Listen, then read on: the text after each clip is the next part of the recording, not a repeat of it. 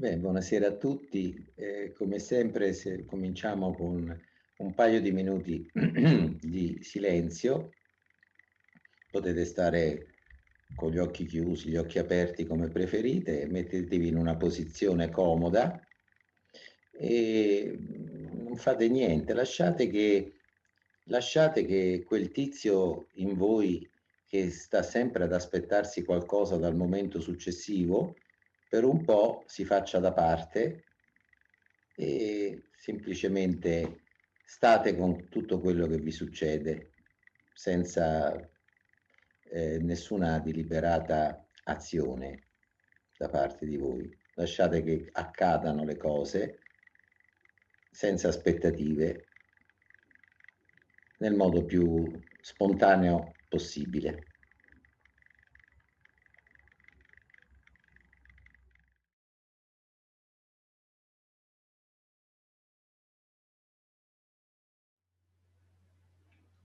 Quando dormiamo profondamente, senza sognare, c'è solo silenzio e pace profonda.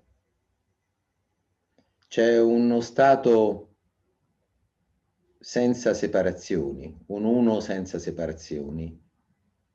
E quando riemergiamo siamo rigenerati da questo tuffo in questo uno senza separazioni. A risveglio, alla mattina,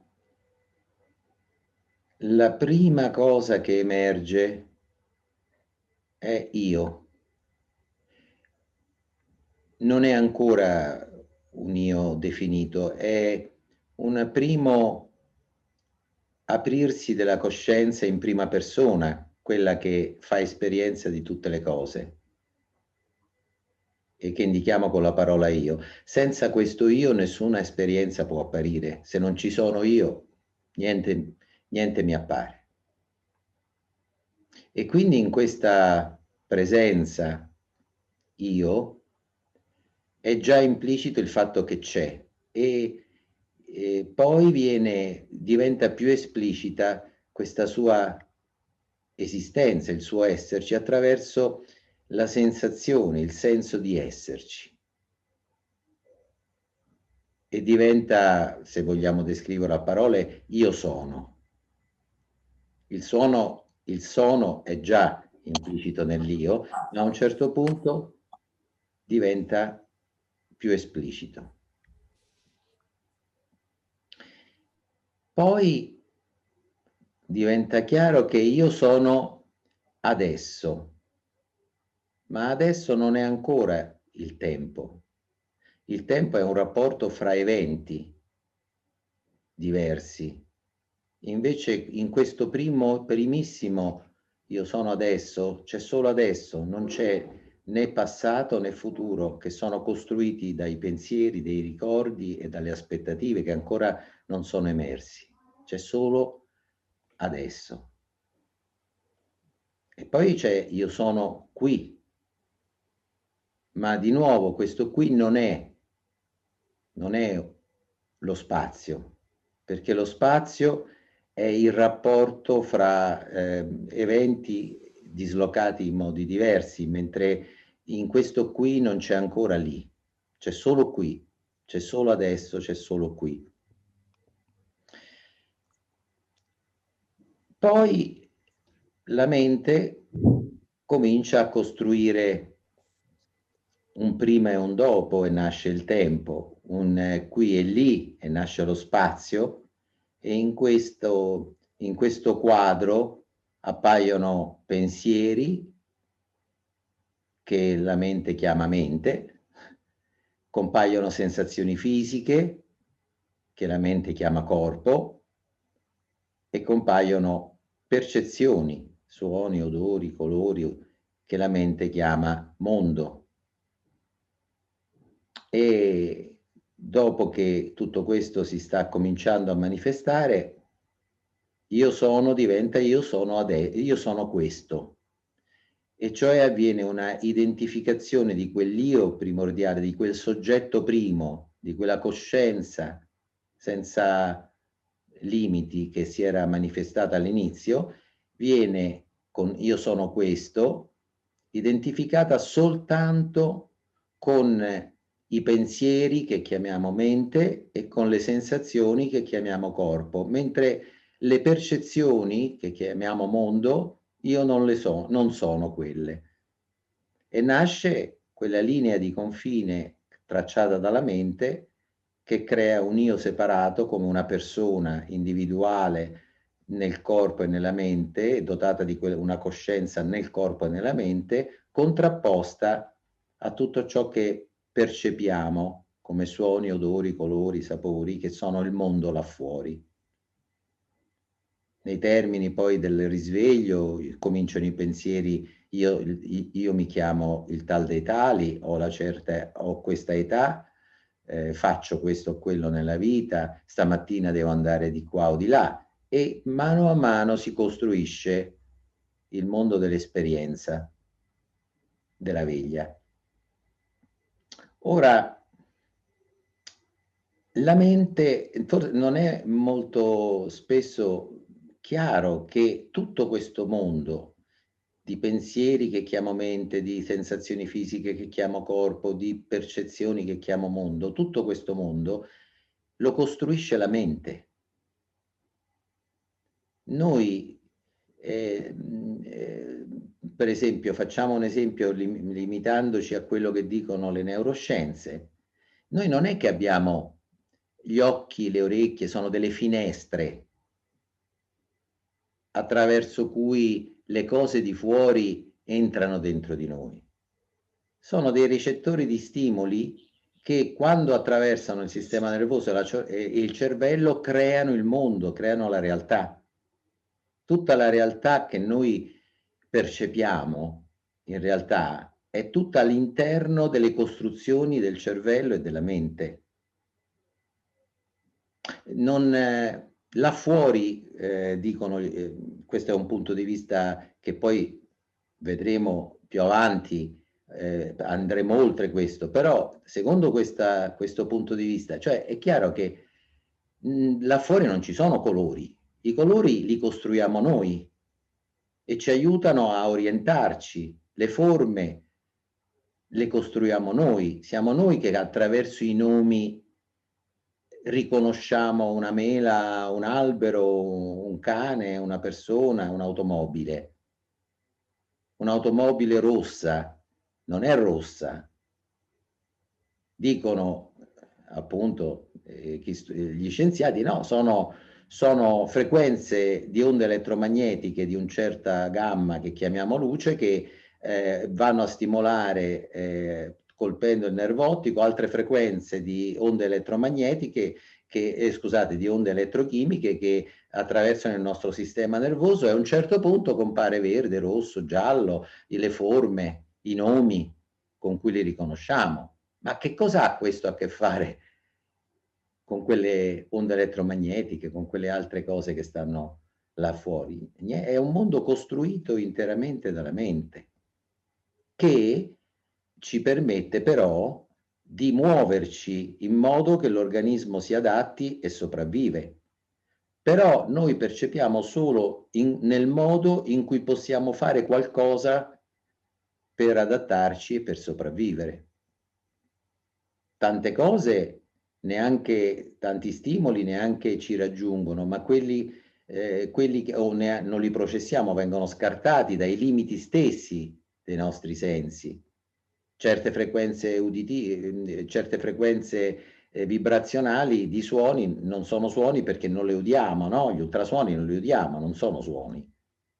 Noi possiamo tradurre come suono, che sono onde dell'aria che vanno a far vibrare il timpano, eccetera, e stimolano delle onde elettrochimiche che dentro a un certo punto diventano il rombo di un motore, il fruscio del vento fra le foglie, ma tutto fruscio del vento fra le foglie, compreso il suono, eccetera, è una traduzione completamente diversa da quello che l'ha provocata, ma molto utile, proprio perché è completamente diversa ma è utile per noi per sopravvivere, per l'organismo per sopravvivere, ovviamente.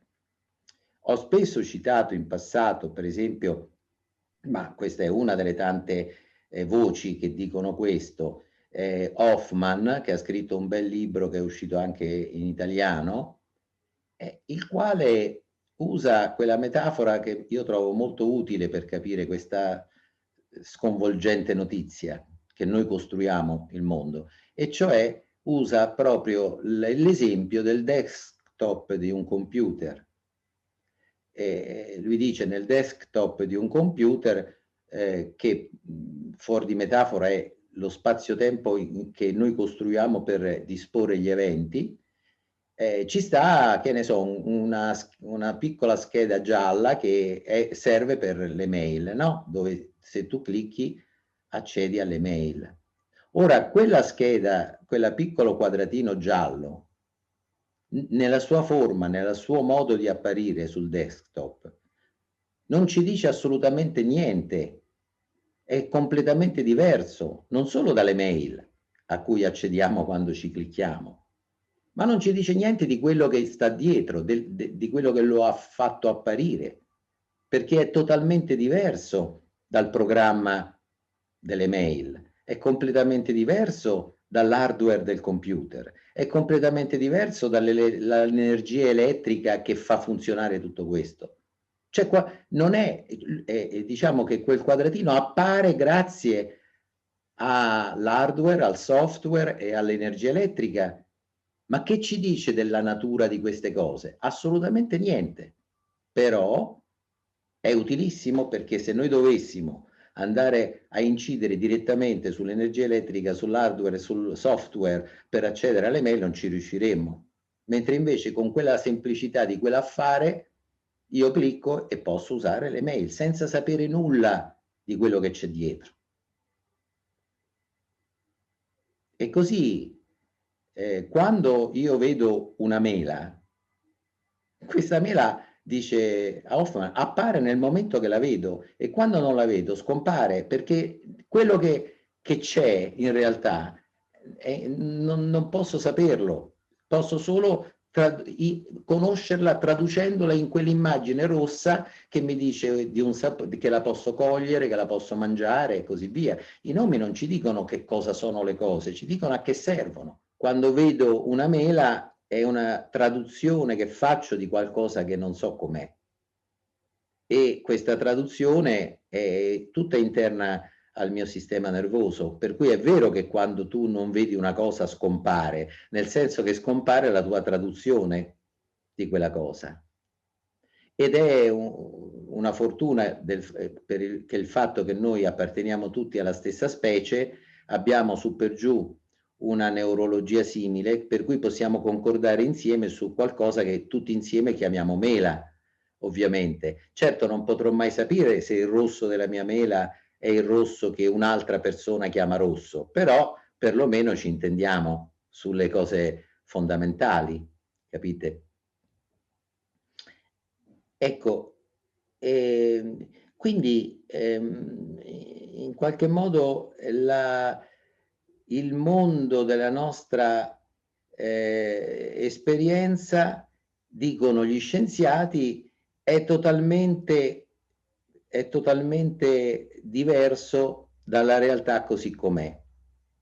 Per esempio, ci dicono che ovviamente quello che c'è là fuori, e anche qua dentro di noi, non è neanche quello che noi chiamiamo sistema nervoso, cervello, eccetera, no? Spiegato nei termini, che ne so, di un fisico, sono particelle e onde, nubi di probabilità a livello quantistico, campi che interferiscono fra di loro, eccetera. Questo è quello che veramente c'è, dicono gli scienziati. Solo che non è quello che veramente c'è, perché anche quello che ci dice la scienza è una traduzione. Intanto perché la scienza si basa sul concetto di misura, cioè noi misuriamo le cose traducendole in numeri, e poi mettiamo in rapporto i numeri secondo il formalismo matematico, e questo ci dà un enorme potere di prevedere i fenomeni, quindi non è che sia inutile, ma è una traduzione anche questa.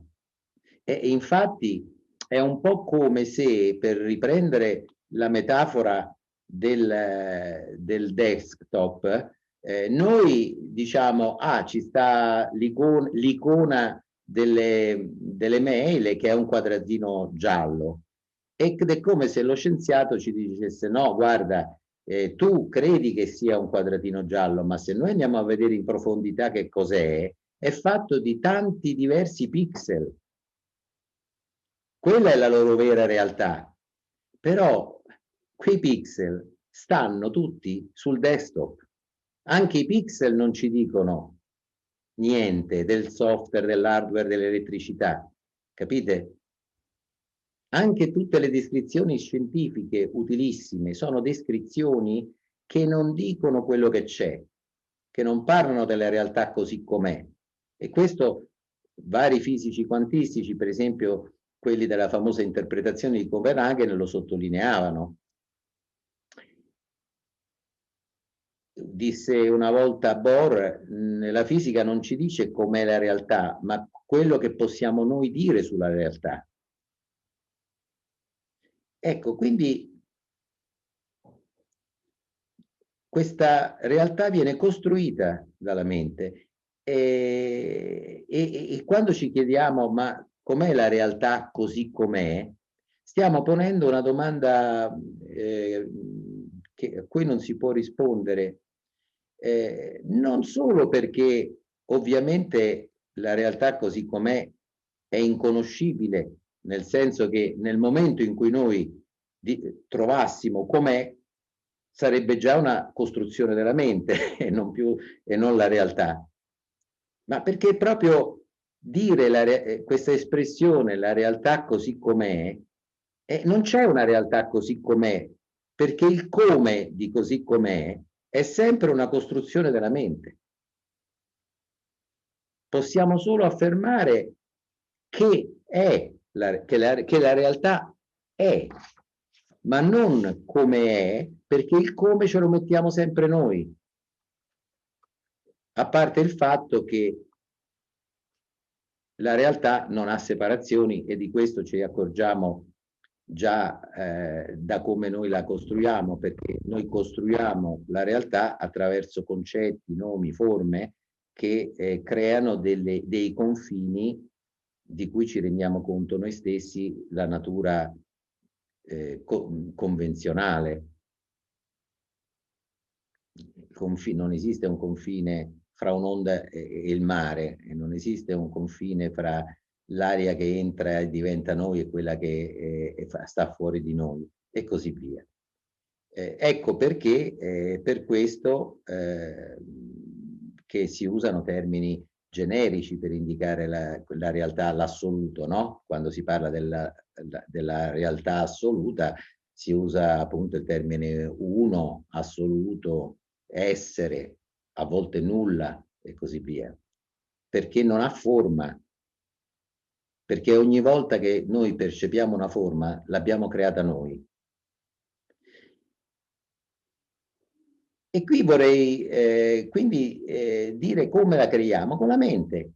Ecco, diciamo che la mente, Tony Parsons lo dice in maniera molto semplice e chiara, diciamo che la mente è lo strumento con cui l'uno gioca il gioco del due, cioè lo strumento con cui l'uno appare come molteplice. La molteplicità presuppone dei confini fra una cosa e l'altra, no? Una percezione differenziata. Ecco, quindi la mente è lo strumento attraverso cui l'uno gioca il gioco del due. E qui l'immagine, ne avevo parlato anche la volta scorsa, ogni tanto la tiro fuori perché mi sembra interessante, è quella della luce e del cristallo. La luce quando viaggia è invisibile, non si vede la luce quando viaggia. La luce diventa visibile soltanto quando incontra una superficie riflettente e allora appare la luce come riflesso da parte di quella superficie, ma e appare nel colore specifico che viene riflesso da quella superficie, nella forma della superficie. Quindi la luce in sé è invisibile, appare solo quando compare in forme limitate dagli oggetti che la riflettono. Il cristallo però è particolare perché il cristallo da un lato in parte riflette la luce, altrimenti non lo potremmo vedere. Quindi in parte lo vediamo il cristallo perché in parte riflette la luce e la luce riflessa è quello che noi diciamo il cristallo. Però il cristallo si fa anche attraversare dalla luce e quando la attraversa in un certo modo, dall'altra parte compare uno spettro di colori, di tutti i colori, dal rosso, blu, giallo, verde, eccetera, no? Cioè un arcobaleno di colori. Ecco, e quindi questo rende abbastanza bene l'idea che la luce, che la mente, cioè il cristallo, è lo strumento attraverso cui l'uno inconoscibile, invisibile, appare come molti, come tutti i vari colori. Quindi chiedersi com'è la realtà al di là delle costruzioni della mente sarebbe come chiedersi di che colore è la luce invisibile prima di attraversare il cristallo. Potete immaginare un altro colore diverso da tutti quelli che conoscete? È impossibile da immaginare perché non c'è, perché quei colori riflettono ovviamente tutte le possibili frequenze di quella gamma ristretta su cui sono tarati i nostri occhi. E quindi non è che la luce prima di attraversare il cristallo è di un colore che non conosciamo, è invisibile. Diventa colore perché il cristallo glielo conferisce facendosi attraversare e scomponendolo, eccetera, no? Ecco, è una metafora naturalmente. Ecco, però d'altra parte non dobbiamo dimenticare che quello spettro di vari colori è sempre luce, non è che è diventato altro dalla luce. È come appare la luce dopo che ha attraversato il cristallo. E questo ci introduce a un concetto un po' sottile ma importante secondo me, e cioè siccome tutto è costruito dalla mente, tutta la nostra visione è costruita dalla mente, molto spesso si insiste sul fatto che è tutta un'illusione. Viviamo in un'illusione. Molti anche, diciamo, molti approcci di tipo non dualista dicono devi uscire dall'illusione di questa realtà perché è tutta costruita per accedere alla vera realtà. Io capisco quello che si vuol dire, io pure a volte dico questo, ma il senso di tutto questo è semplicemente questo: non credere che tutto quello che tu percepisci e che pensi che esaurisca la realtà sia veramente tutto. C'è dell'altro, ma, naturalmente pensare che noi viviamo in un'illusione, dobbiamo andare oltre questa illusione e allora finalmente vedremo la vera realtà, è un modo dualista di ragionare, capite? È un modo dualista perché, ecco, capiamo bene, il concetto di illusione si definisce in rapporto al concetto di realtà, cioè presuppone una vera realtà che sia fatta in qualche altro modo da come appare nell'illusione. In genere questa è l'idea di illusione, no? L'illusione copre la vera realtà così com'è. Questa è l'idea di illusione. cioè è quando l'illusione è quando appare una certa forma invece della forma vera che viene nascosta da questa illusione. Ma il punto è che la realtà non ha una forma se non quella che assume attraverso le costruzioni che noi facciamo. E quindi,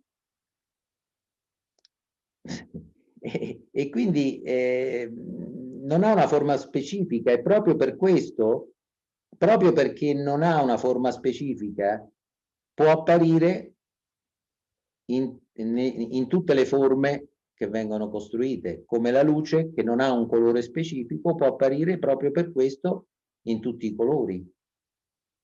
Ecco, dunque l'illusione presuppone una realtà che sia fatta in qualche altro modo dall'illusione. Ma la realtà, prima di apparire come due, non ha un modo, una sua forma, perché quelle forme molteplici gliele conferisce la mente di volta in volta. Assume appunto la forma del due, dei molti, che è le uniche forme che può assumere, naturalmente. E dunque tutto quello che noi percepiamo nella nostra cosiddetta illusione è la realtà, è l'assoluto, così come tutti i colori diversi sono un'unica luce di per sé invisibile.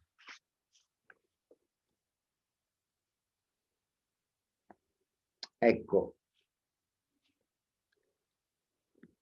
quindi questo che percepisci adesso è tutto quello che c'è. È l'uno che appare come il muro che avete di fronte, è l'uno che appare come il computer, è l'uno che appare come voi stessi. Dice, in inglese viene meglio il gioco di parole che fa spesso Tony Parsons, dice questo muro è l'uno che mureggia, il computer è l'uno che computereggia e io sono l'uno che meeggia, diciamo così.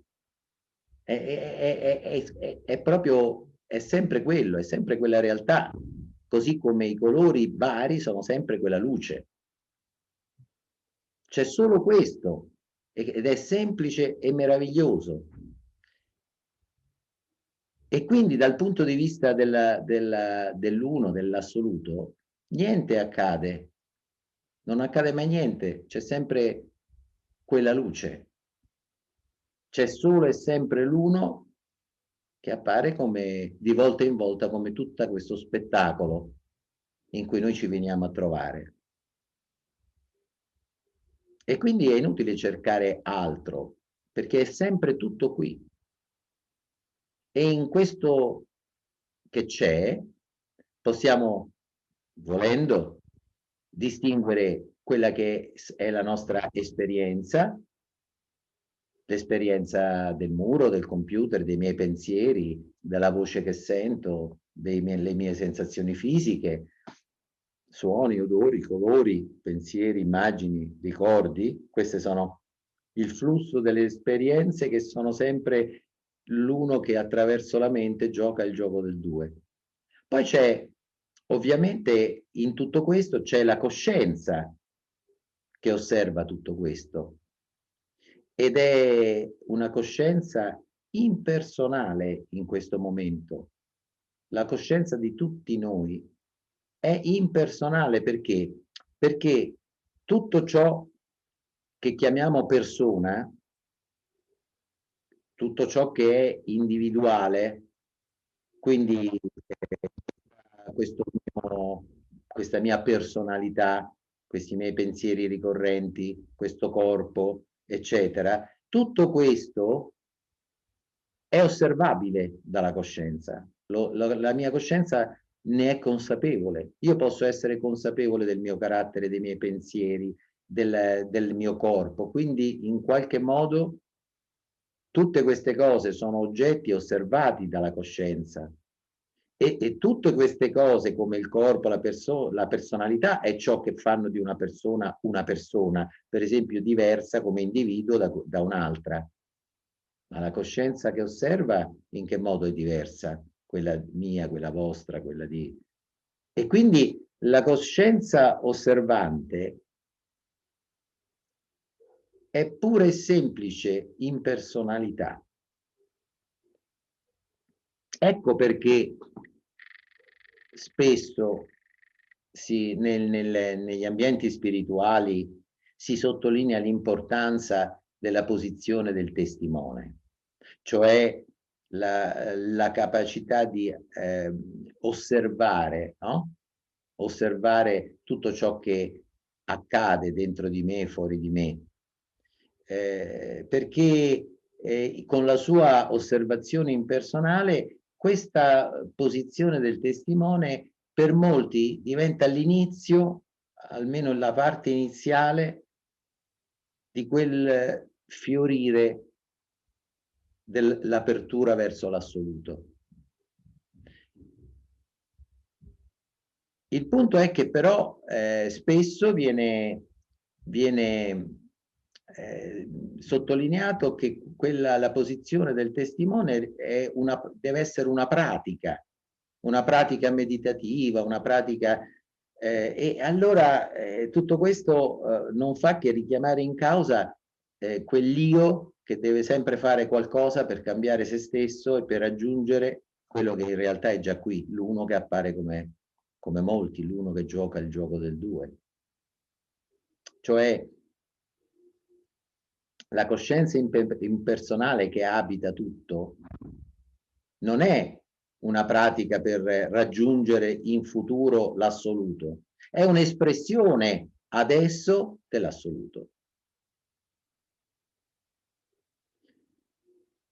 Trasformare l'osservazione impersonale in una pratica rimanda sempre un po' più in là nel futuro il riconoscimento di ciò che è sempre e soltanto qui, adesso, e rafforza il miraggio di un io separato che deve cambiare se stesso per raggiungere qualcos'altro da quello che c'è. Però anche quando si scopre in maniera consistente la coscienza, la posizione del testimone, c'è ancora in atto una sottile identificazione. Cioè, prima uno si trova identificato con un io individuale e separato, cioè con una piccola coscienza che crede stia dentro un corpo-mente. Quando comincia a osservare e si accorge che sta osservando il corpo, la mente e tutto il resto, scopre questa vasta coscienza impersonale e crede di essere quella. E questo identificarsi con la coscienza impedisce di accorgersi che c'è qualcosa di molto più vasto, intrinseco a tutto questo, che c'è una vastità senza nome, inconoscibile, che diventa la coscienza e poi tutto ciò che la coscienza osserva. Una vastità senza nome che noi siamo nel profondo, tutti. E questa vastità è ciò che è proprio lo spazio luminoso che permette a ogni cosa di essere, senza nessuna resistenza a ciò che è. E in questa totale accettazione di tutto ciò che è, ci abbraccia tutti. E allora possiamo cominciare a capire che è una storia d'amore con la vita. Chi è identificato soltanto con l'osservatore impersonale ha scoperto una grande spaziosità, ma non è innamorato della vita. Non è, invece il punto è che quella è veramente una storia d'amore quando scopriamo l'abbraccio di questa vastità. Una volta ho fatto un esempio, è un po' come quando uno ha fatto un lungo viaggio di tanto tempo all'estero e finalmente ritorna e finalmente potrà riabbracciare la sua amata, il suo amato, insomma, e, e si danno appuntamento a una certa piazza, che ne so, a una certa fontana, e, e così uno sta lì ansioso di incontrare la persona che ama più di tutti e che gli è mancata tanto, e così guarda verso quel vicolo da cui dovrebbe sbucare questa persona, e magari mentre aspetta immagina come sarà, immagina che si guarderanno negli occhi, cominceranno a correre l'uno verso l'altra, si abbracceranno, eccetera. E mentre è perso in queste fantasie, un senso di tepore dietro le spalle lo risveglia all'abbraccio della sua amata o del suo amato che era dietro di lui, e mentre lo abbraccia gli sussurra che non si è mai allontanato per tutto il tempo da te. È una sorpresa e nello stesso tempo qualcosa dentro tutti sa che è così che succede. Va bene, io a questo punto vorrei aprire la parte del dialogo con voi, che è quella che mi piace sempre molto, e allora sentitevi liberi di commentare, fare domande o stare in silenzio insieme però.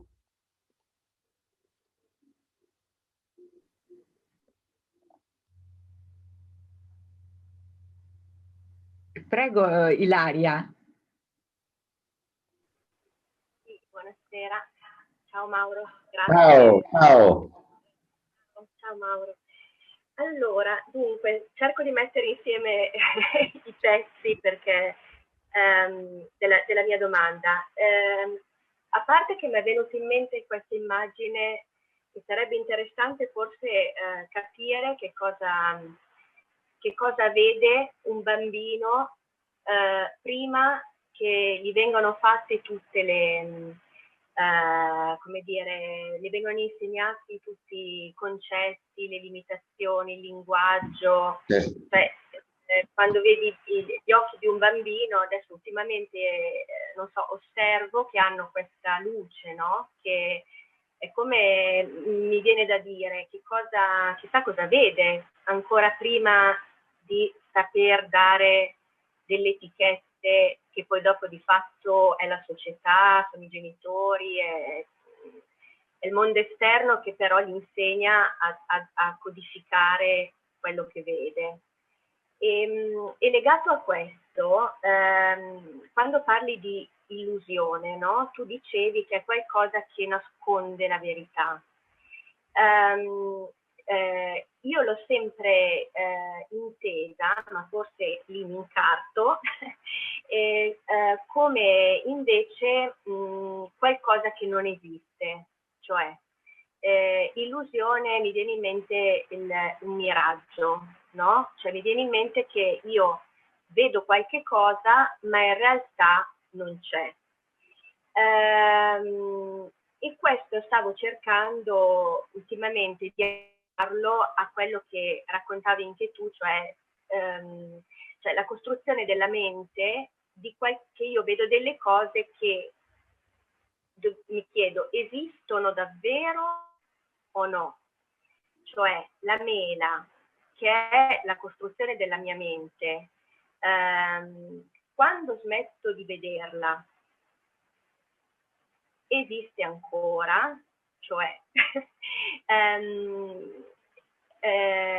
quello che io vedo e che è costruito dalla mia mente è quello che vedi anche tu costruito dalla tua mente, cioè quando non lo vediamo smette veramente di esistere così come intendo il miraggio, oppure cioè se è costruito, ecco vedi mi incarto cioè, perché non mi è chiaro e poi è confuso nella mia mente, appunto, che costruisce.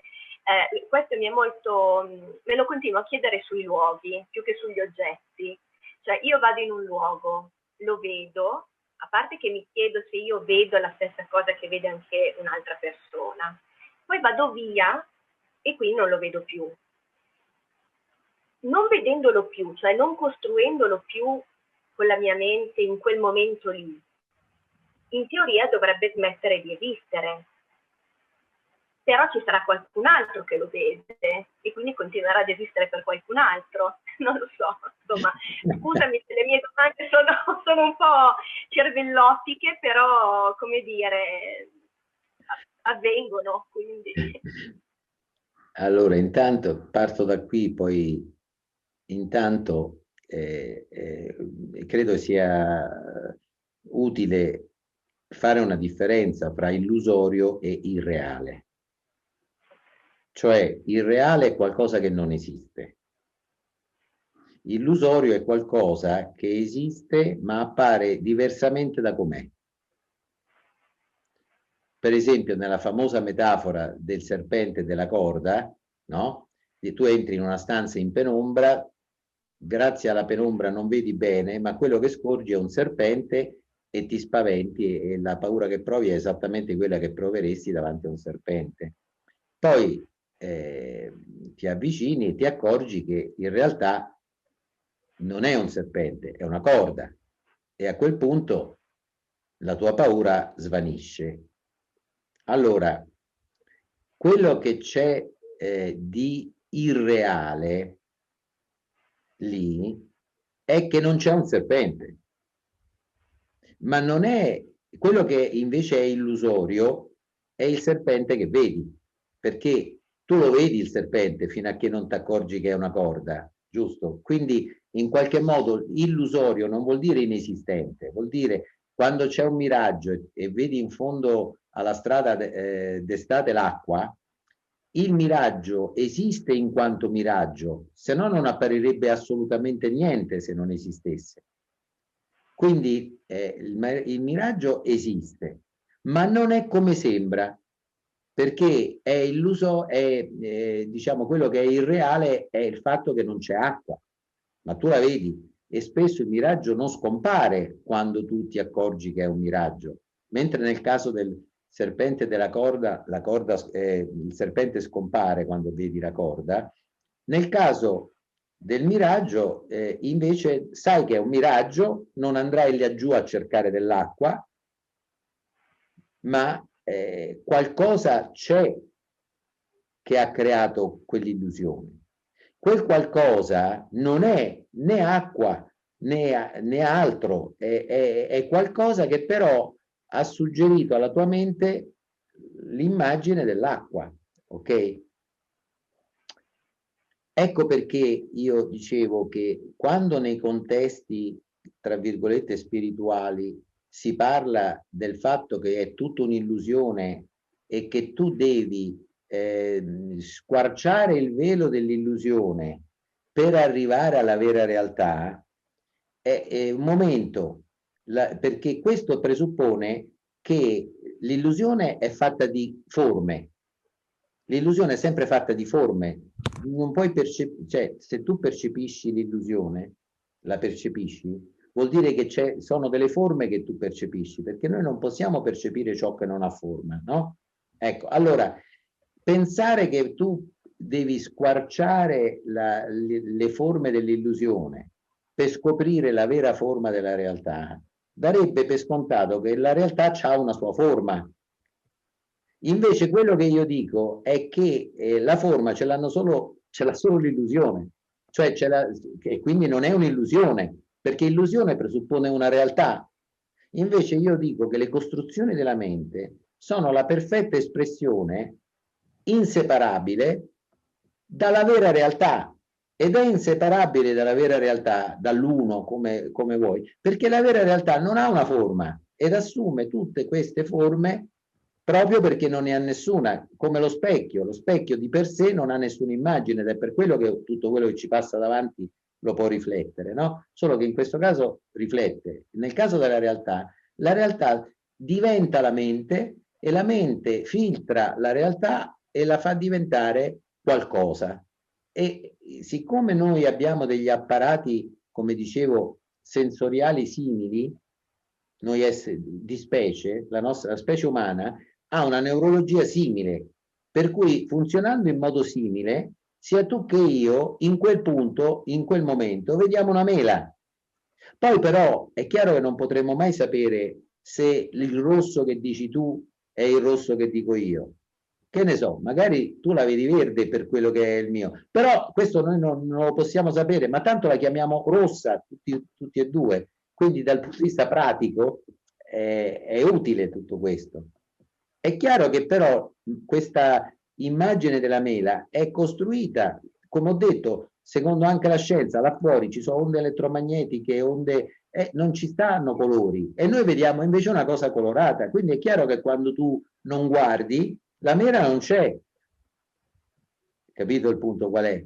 Allora lo scienziato dice, sì, ma ci stanno le onde elettromagnetiche, eccetera. E io dico, sì, sì, è un modo interessante di descrivere quello che tu credi che ci sia, però anche questa è una descrizione che viene fatta viene costruita dalla mente.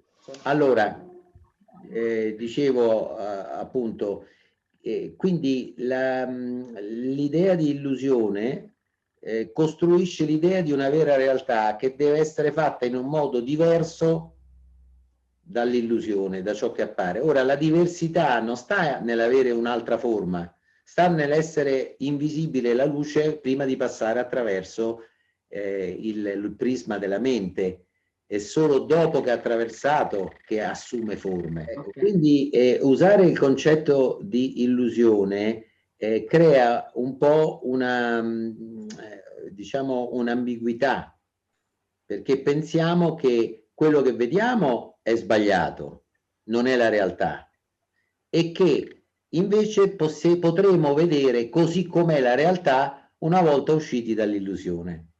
Invece, e questo è dualismo, come dicevo, invece una non dualità, diciamo, vera e radicale, mi dice che l'illusione, così, quelle che io chiamavo illusione, cioè le costruzioni percettive della mente, sono esattamente l'uno che appare come molti, che gioca il gioco del due attraverso la mente.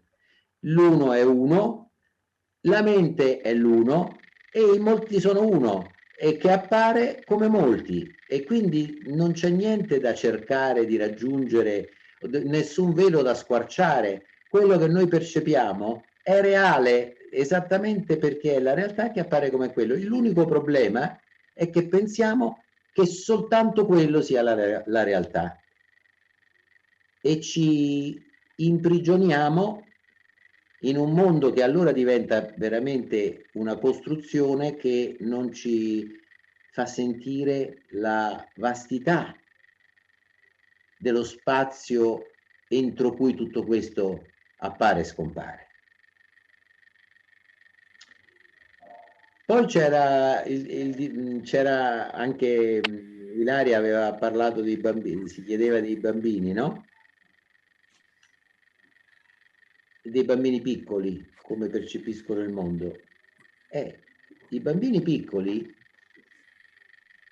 percepiscono il mondo esattamente come noi, solo che noi abbiamo aggiunto delle cose, cioè noi non abbiamo perso niente di quello che percepivamo quando eravamo bambini, di quella meraviglia, perché è chiaro che quando uno è un bambino molto, molto, molto piccolo e non ci sono nomi, e quando è ancora più piccolo non ci sono separazioni fra interno ed esterno, il bambino all'inizio non ha il concetto, la sensazione di io qua e il mondo là, vive un flusso di esperienze alcune che vengono da fuori come il caldo e il freddo, altre che vengono da dentro come la fame, ma sono percezioni, flussi di percezioni che si avvicendano in una coscienza che non ha confini. Ora, ed è questo esattamente come noi percepiamo. Non abbiamo perso nulla di tutto quello, ci abbiamo aggiunto l'idea che io sono soltanto questo corpo e questa mente separato dal mondo che sta là fuori, dagli altri. Ma questa è una costruzione concettuale che viene dopo, quando al bambino viene, quando il bambino scopre il pronome personale io e gli viene detto che si chiama in un certo modo, e allora se si chiama Giovannina, Giovannina a quel punto capisce, quella bambimba capisce che quando dicono Giovannina non intendono quella coscienza vasta dove appare tutto, ma intendono solo quel corpo e quella mente che deve essere responsabile delle azioni che fa. Tant'è vero che, come dico sempre, i bambini piccoli, quando cominciano a comprendere il loro nome, spesso parlano di se stessi in terza persona. Dicono Giovannina vuole giocare, Giovannina non vuole andare a letto, come se ancora quella identità più ristretta che le viene conferita venga osservata da un punto più panoramico, più vasto, con cui loro sono ancora identificati. Ma quella coscienza più vasta è questa, è dove compaiono le sensazioni fisiche, dove compaiono i pensieri, dove compaiono i suoni, gli odori, i colori che chiamiamo mondo e dove compare l'idea di essere un io separato. Quindi abbiamo aggiunto qualcosa e nel momento in cui voi non pensate sempre io, nel momento in cui voi siete magari in uno stato di rilassamento, esattamente queste costruzioni, queste griglie, questi nomi interpretativi, eccetera, per un po' si sospendono. Non avete bisogno di nominare un buon piatto, un buon cibo che state mangiando o una sensazione globale di una giornata splendida in cui vi trovate. E allora ecco che quella vastità che apparentemente sembrava ristretta in una persona di nuovo si manifesta.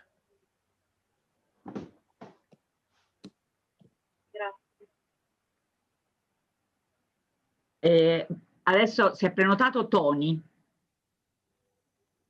Ci sei, Tony? Sì, ecco, un attimo che attendevo il microfono. Ciao.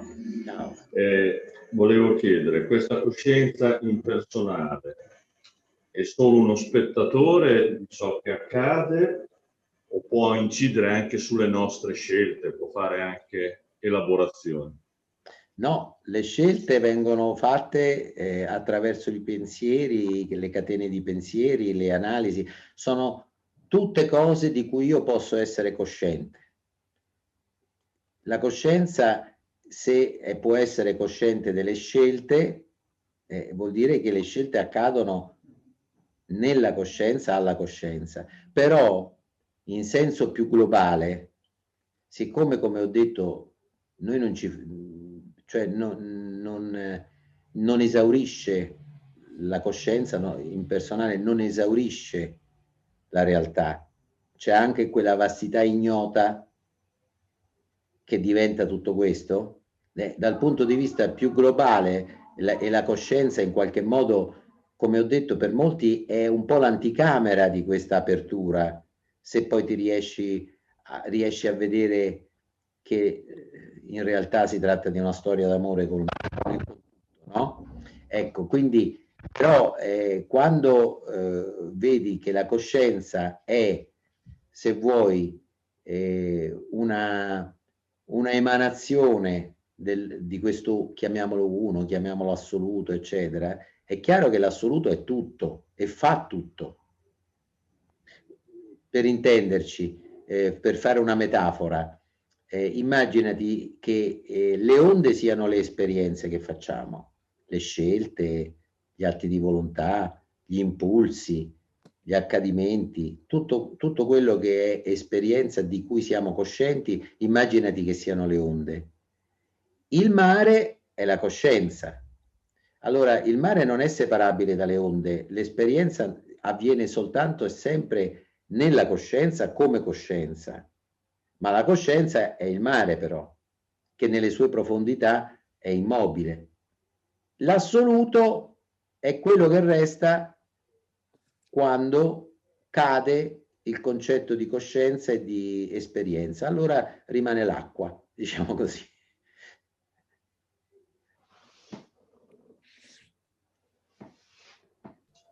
Grazie. Prego. Adesso Oreste. Ci sei, Oreste? Ecco. Sì, ciao a tutti. Ciao. Allora, si parlava della realtà come possibilmente come illusione o come apparenza, no? Questa è un'ipotesi, no? Mi viene in mente questo, vabbè, sì, si faceva l'esempio di un sogno oppure un'immagine riflessa in uno specchio, o anche delle parole, no? Quando io dico delle parole, le parole stesse sono solo dei suoni, dei segni. Diciamo che è reale ciò che esse significano, no? Certo. Ecco. Mi viene da pensare, allora, la realtà che vediamo è come la parola, è come un cartello che indica l'assoluto. In questo senso è illusorio, perché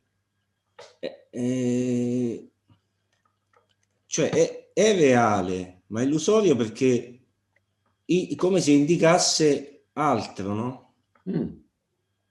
Diciamo, sì, capisco quello che ecco, vuoi dire. volevo dire solo un'ultima cosa, cioè è vero che la realtà è l'assoluto stesso, perché è reale, se no non sarebbe reale, no?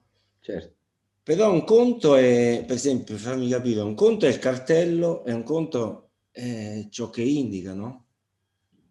Cioè è una posizione diversa. Sì e no, diciamo così, nel senso che diventa allora l'illusione è illusione nella misura in cui tu pensi che tutta la realtà sia quella, cioè così come nel miraggio, il miraggio è illusorio se credi che ci sia dell'acqua laggiù. Quindi da questo punto di vista il miraggio però è reale, se no non apparirebbe. È come tu lo interpreti che genera il fatto che possa essere illusorio o no. Se io so che non c'è l'acqua, il miraggio non è un'illusione, è un miraggio.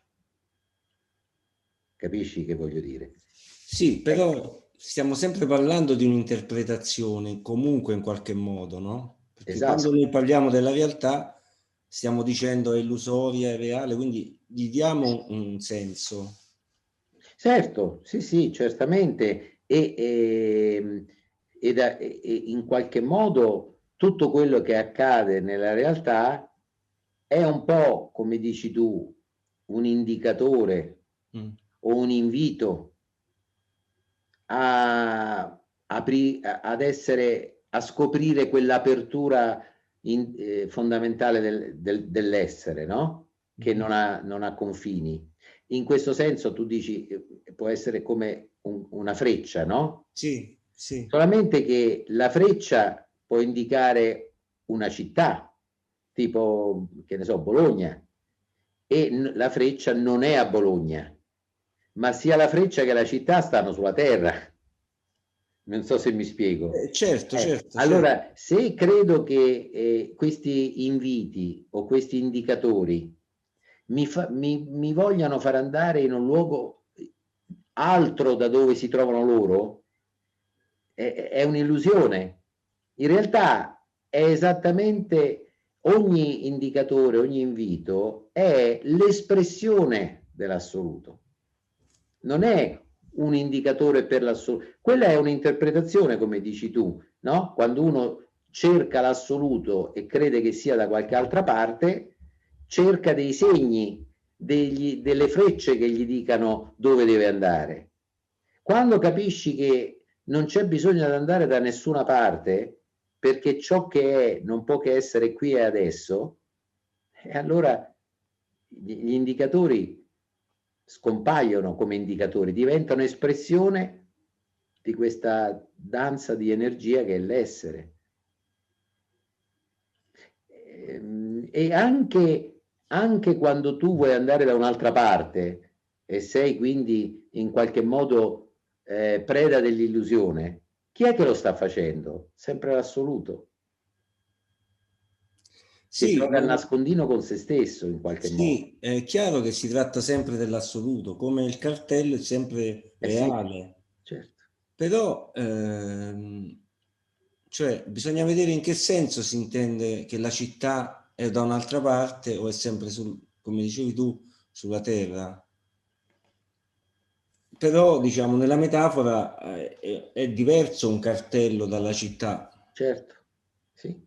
Quindi... Sì, no, il punto è che l'esempio del cartello, perché è interessante, perché è una metafora interessante, è la metafora di un viaggio. Cioè tu stai andando in un percorso, vuoi raggiungere un certo luogo, che adesso non hai raggiunto e che raggiungerai in futuro, giusto? Beh, sì, è vero, però è possibile anche questo. Certo, succede. Sì. Succede. Il punto è che se ti fermi al miraggio di dover fare un viaggio, finché sei all'interno del miraggio di fare un viaggio per raggiungere in futuro qualcosa che invece è già qui e si sta manifestando con quel cartello in questo momento, perché in questo momento non c'è la città, c'è il cartello, allora continuerai nel tuo viaggio e va bene così, è perfettamente naturale pure questo, è un'espressione dell'assoluto, una perfetta espressione dell'assoluto. Vuol dire che l'invito che ti viene fatto per riconoscere ciò che è sempre con te passa attraverso questo viaggio. Va bene. In realtà non puoi fallire, perché prima o poi la realtà prevale sulle illusioni. Va bene, certo. Speriamo. No, è così. Hai già messo, come diceva qualcuno, non mi ricordo, hai già la testa nella bocca della tigre, ormai non puoi scappare, è solo questione di quando. Grazie. Grazie. Adesso Roberta. Sì, ciao Mauro. Ciao. Ciao a tutti. Scusa Mauro se magari mi ripeto, perché è un poco come se la mente volesse trovare per forza una strada, una soluzione, però non per arrivare a qualcos'altro di diverso da quello che è, però per sentire più profondamente quello che è. In un precedente incontro tu dicesti sei riuscita ad essere come uno specchio che riflette tutto, però non si bagna se riflette l'acqua e non si brucia se riflette il fuoco. È un po' come accogliere la realtà così com'è, però rischiate di diventare rigidi come un iceberg. L'unico modo per sciogliere questo iceberg è l'amore. Quindi nel tuo libro, come anche ho letto Cuore puro di Roberto Boldrini, anche bellissimo, c'è sempre questo tema che si ripropone dell'amore. Quindi l'amore riesce a rompere queste barriere, a non farci più sentire il senso di separazione e quindi a farci sentire che siamo un tutt'uno, insomma siamo tutti fatti della stessa, come la plastichina, siamo tutti fatti della stessa essenza. Io volevo approfondire questo discorso dell'amore così come della morte, perché mi sono resa conto che cercando di sentire più questa unità e affrontando questi discorsi sul non dualismo, Anche la mia paura della morte è venuta meno, c'è sempre, però prima era anche talvolta abbastanza invalidante, mentre con questa sensazione di essere un tutt'uno con il resto del mondo, di sentirmi fusa in certi momenti, anche la paura della morte viene meno. È un poco come disse Osho, mai nato, mai morto.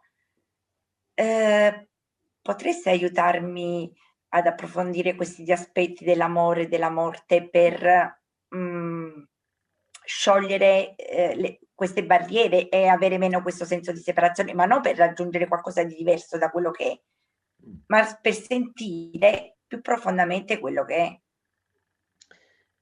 Sì. Non so se mi sono spiegata. No, ti sei spiegata molto bene.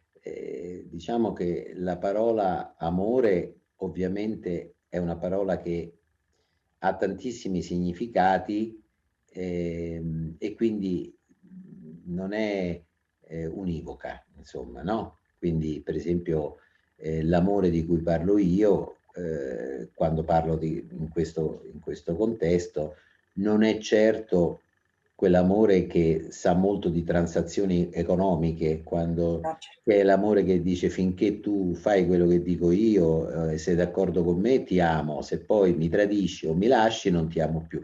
Cioè, quella è una transazione economica, chiaramente. Non è soltanto e non è prevalentemente un sentire, l'amore, un sentimento, anche se è un sentimento, però non è la cosa prevalente, è qualcosa di molto più vasto. Però diciamo così che nel momento in cui noi, vivendo in questa nostra esistenza convinti di essere un io separato, quindi nell'ipnosi di essere un io individuale separato, identificato con un corpo e con una mente, quando amiamo qualcuno, in tutti i sensi, ci sono tanti modi di amare, no? Quando amiamo qualcuno, che cos'è che ci vuole dire questo amore? Ci vuol far diventare tutt'uno con quella persona. Quindi l'amore vissuto all'interno della illusione di essere un io separato è il desiderio di far cadere questa separazione con rispetto a chi amiamo. Quindi è uno slancio verso l'uno. È uno slancio verso l'uno. Ed è anche la morte dell'io separato. Cioè, se io faccio cadere la separazione, l'io separato non c'è più. E quindi da questo punto di vista il desiderio di essere tutt'uno, va bene, va a essere in conflitto con il desiderio di mantenere il mio confine. Ecco perché spesso l'amore è tante volte fonte di sofferenza. Perché come faccio a diventare tutt'uno con te se voglio rimanere un io separato da te? Non sarò mai soddisfatto. E allora spesso quello che succede è che l'io diventa una specie di cannibale, cioè vuole fagocitare. L'unico modo per essere, se tu hai di fronte a te una carota, l'unico modo di essere tutt'uno con la carota è mangiarla. Quando l'hai mangiata, te la sei messa dentro e la carota diventa parte di te.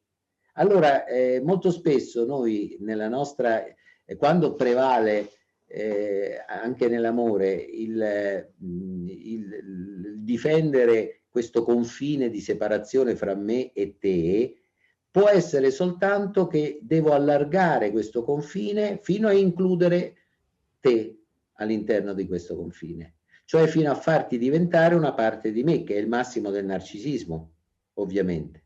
E siccome la gente non ci sta, se ci sta io divento un sadico e l'altro diventa un masochista, ma se non ci sta soffriamo tutti. Quindi ecco, in questo senso voglio dire, però quello che proviamo, questo struggimento che proviamo, è quello invece il contrario, di essere completamente aperti all'altro. Quindi avendo nel mondo delle forme, avendo io una forma diversa da quella di chi amo, per esempio Desjardins parla di un sacro, di un rispetto della dualità, cioè il vero amore fra due persone che hanno ognuno una forma diversa parte dal profondo rispetto di come è quella persona, del rispetto della differenza fra quella persona e me. Cioè, mi spiego, l'unità che noi cerchiamo con l'amore non è fondere due forme, perché due forme diverse non si possono fondere, non so se mi spiego, non possono. Una delle due deve mangiare l'altra e quindi si deve dissolvere una delle due, ma non...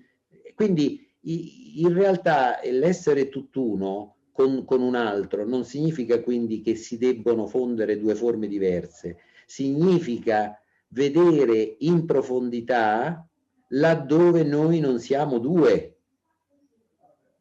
È come, immaginati due pozzi d'acqua, sembrano avere distanti, che ne so, mezzo chilometro l'uno dall'altro, sembrano due cose completamente separate, ma nel fondo l'acqua è di un'unica falda acquifera. Allora non è che devo cercare di pigliare l'altro pozzo, il mio, e farli diventare un pozzo solo. Basta che vado abbastanza in profondità ad scorgere laddove i due pozzi sono un'unica falda acquifera. E questa è la sfida dell'amore nella dualità. Il desiderio di essere tutt'uno con l'altro, scoprendo o scavando abbastanza da scoprire laddove noi già siamo tutt'uno. Non lo possiamo diventare, possiamo solo scoprire dove già siamo tutt'uno. Una volta che invece prevale l'uno, prevale la non dualità, l'amore diventa l'unica espressione di questa unità. Perché se tu vivi che non ci sono separazioni fra te e tutto il resto dell'universo, siccome l'unica vera legge universale è che il sé ama se stesso, e se il tuo sé è il sé di tutti, l'amore di te e l'amore degli altri diventa la stessa cosa e diventa infinito, perché non ami come quel piccolo corpo-mente che sei. Quando ami è l'universo che ama, e allora amare ed essere amato diventa la stessa cosa. E quindi da questo punto di vista c'è un famoso passo delle Upanishad che dice: non per amore dei figli sono cari i figli, ma per amore del sé sono cari i figli.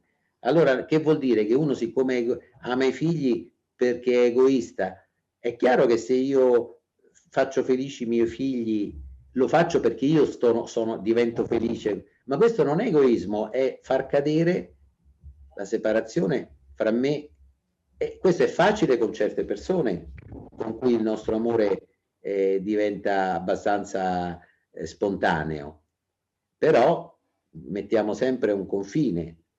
E finché c'è un confine ci sarà un conflitto e ci sarà un amore che cercherà di superarlo. E però un altro aspetto che va con la parola amore è il contrario di quello che succede quando uno è nella posizione del testimone, appunto, e basta, cioè senza aver scoperto quest'altro aspetto, e cioè che diventa una intimità col tocco della vita, qualunque sia quel tocco. C'è un libro che credo molti di voi hanno letto, bellissimo, purtroppo io qua la memoria dei nomi, il diario di Etty Hillesum. Il diario di Etty Hillesum è pubblicato credo da Adelphi, è il diario che tenne questa ragazza molto intelligente, molto sensibile, ebrea e molto colta, che aveva anche frequentato, diciamo, la psicologia junghiana, eccetera, la quale viene portata in un campo di concentramento dove poi alla fine morirà. Questo diario è impressionante perché lei non neanche per un momento è capace di odiare i nazisti. Prende tutto come un'occasione di apertura del cuore e della mente. Fa impressione veramente, perché è di una bellezza quello che scrive. Ecco, questa è quando si parla di amore, si parla di accettazione totale. Io a volte dico per scherzo che quando ami qualcuno, no? Se tu uno ti chiede, se voi chiedete a chiamate mi ami, e quello dice beh, faccio tutto quello che posso, noi non saremmo tanto contenti, perché l'amore non è una questione di volontà. Noi vorremmo che ci dicesse io sono pazzo di te, anche se fossi un disgraziato ti amerei lo stesso.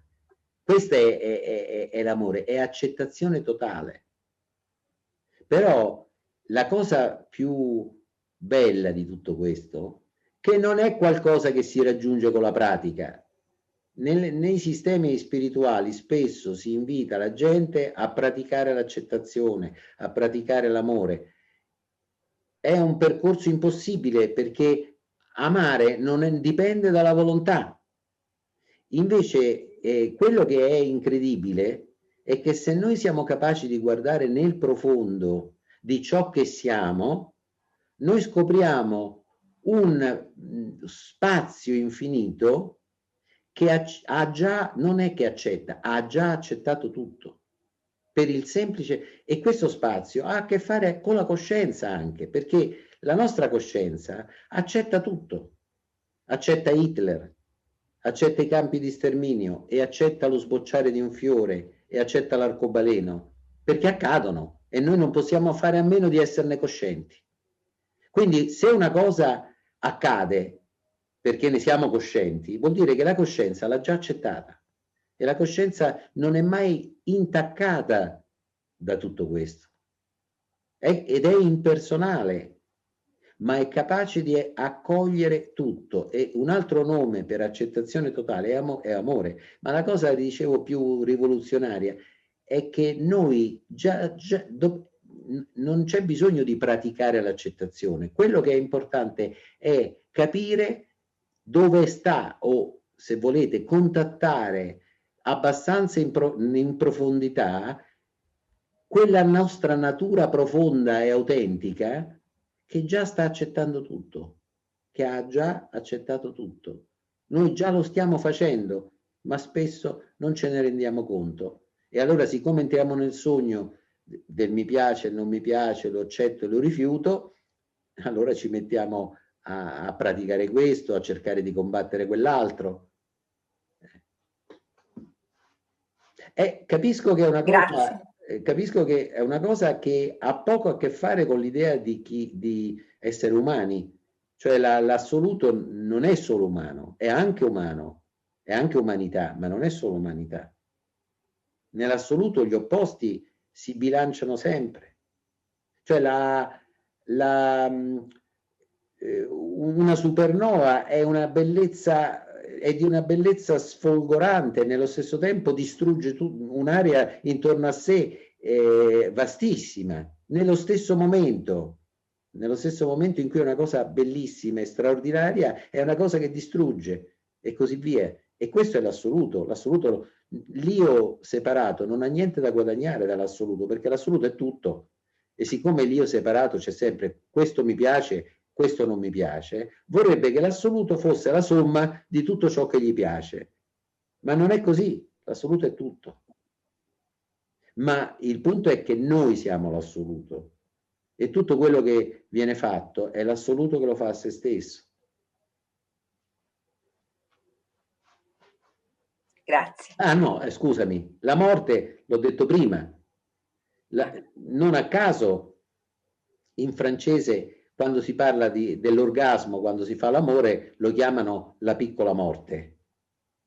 Perché lo chiamano la piccola morte l'orgasmo? Perché in quei momenti tu perdi i confini dell'io, non sai dove, lo dice pure un Upanishad, non sai più dove finisci tu e comincia l'altro in quel momento. E quindi l'amore è la morte dell'io, è la morte dell'io, cioè la morte di un io separato che in realtà non è mai esistito. Ecco. Perfetto, grazie Mauro. Adesso si è prenotato Pierangelo. Buonasera a tutti, grazie per l'opportunità, grazie Mauro. Io avrei una domanda, insomma, avrei bisogno di un consiglio sulla pratica e cerco di porre la domanda cercando di mettere assieme un paio di cose che ho capito.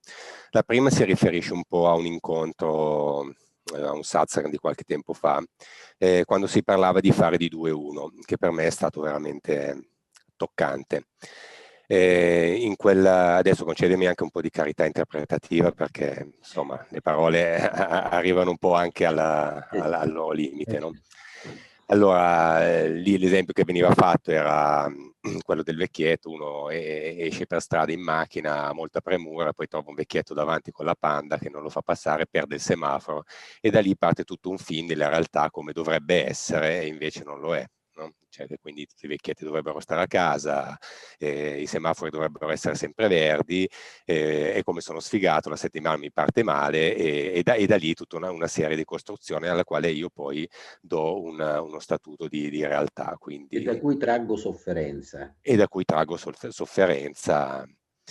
E il consiglio che ho colto nelle tue parole era comincia a non fare il 2. Ok, cioè, comincia a portare, cioè a vedere anche la costruzione del dualismo in questo modo qua. E io l'ho portato nella mia pratica questo consiglio e mi sono reso conto che praticamente è un continuo. Cioè qualsiasi cosa, cioè io mi approccio alla realtà continuamente con una cosa che non è la realtà, cioè perché quell'albero è storto, dovrebbe essere dritto, invece è storto, perché c'è quel rifiuto per terra e via dicendo. E mi sono accorto che smettendo, o almeno cercando di smettere di fare questa operazione qua, si ha un senso di respiro, no? Ho un senso di respiro e mi sono anche reso conto che viene un po' meno la mia individualità, cioè divento quasi come se fossi un posto, cioè un luogo più che una persona dove le cose, cioè, accadono. E questo persiste fino a quando poi la mente non lo interpreta, arriva la mente, interpreta questa situazione, poi diventa un'altra cosa, no? Però accade sempre più spesso questa cosa qua, no?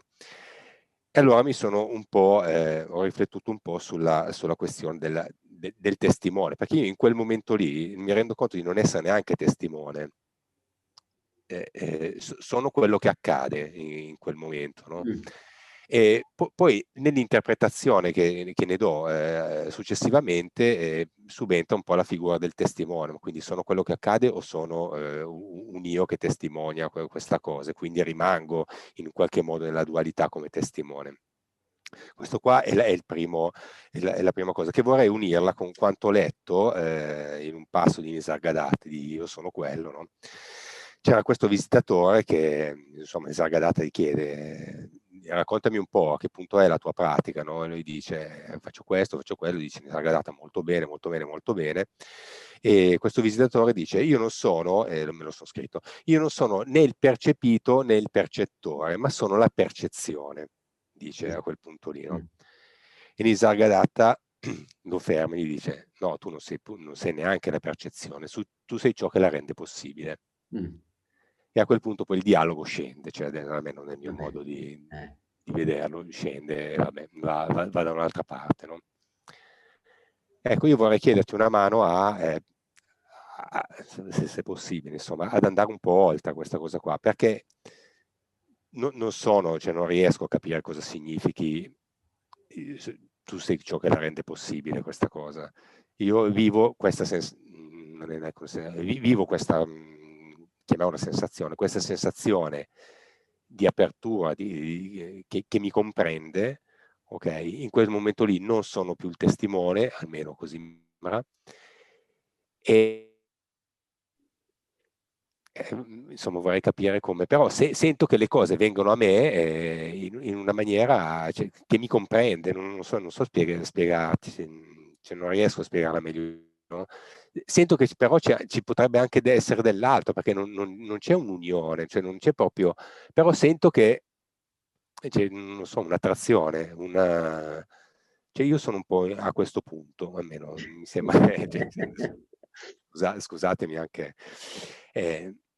vorrei capire intanto se, insomma, se ho capito correttamente, se sto procedendo in qualche modo bene o male, e se è possibile magari se mi puoi dare una spinta, ecco.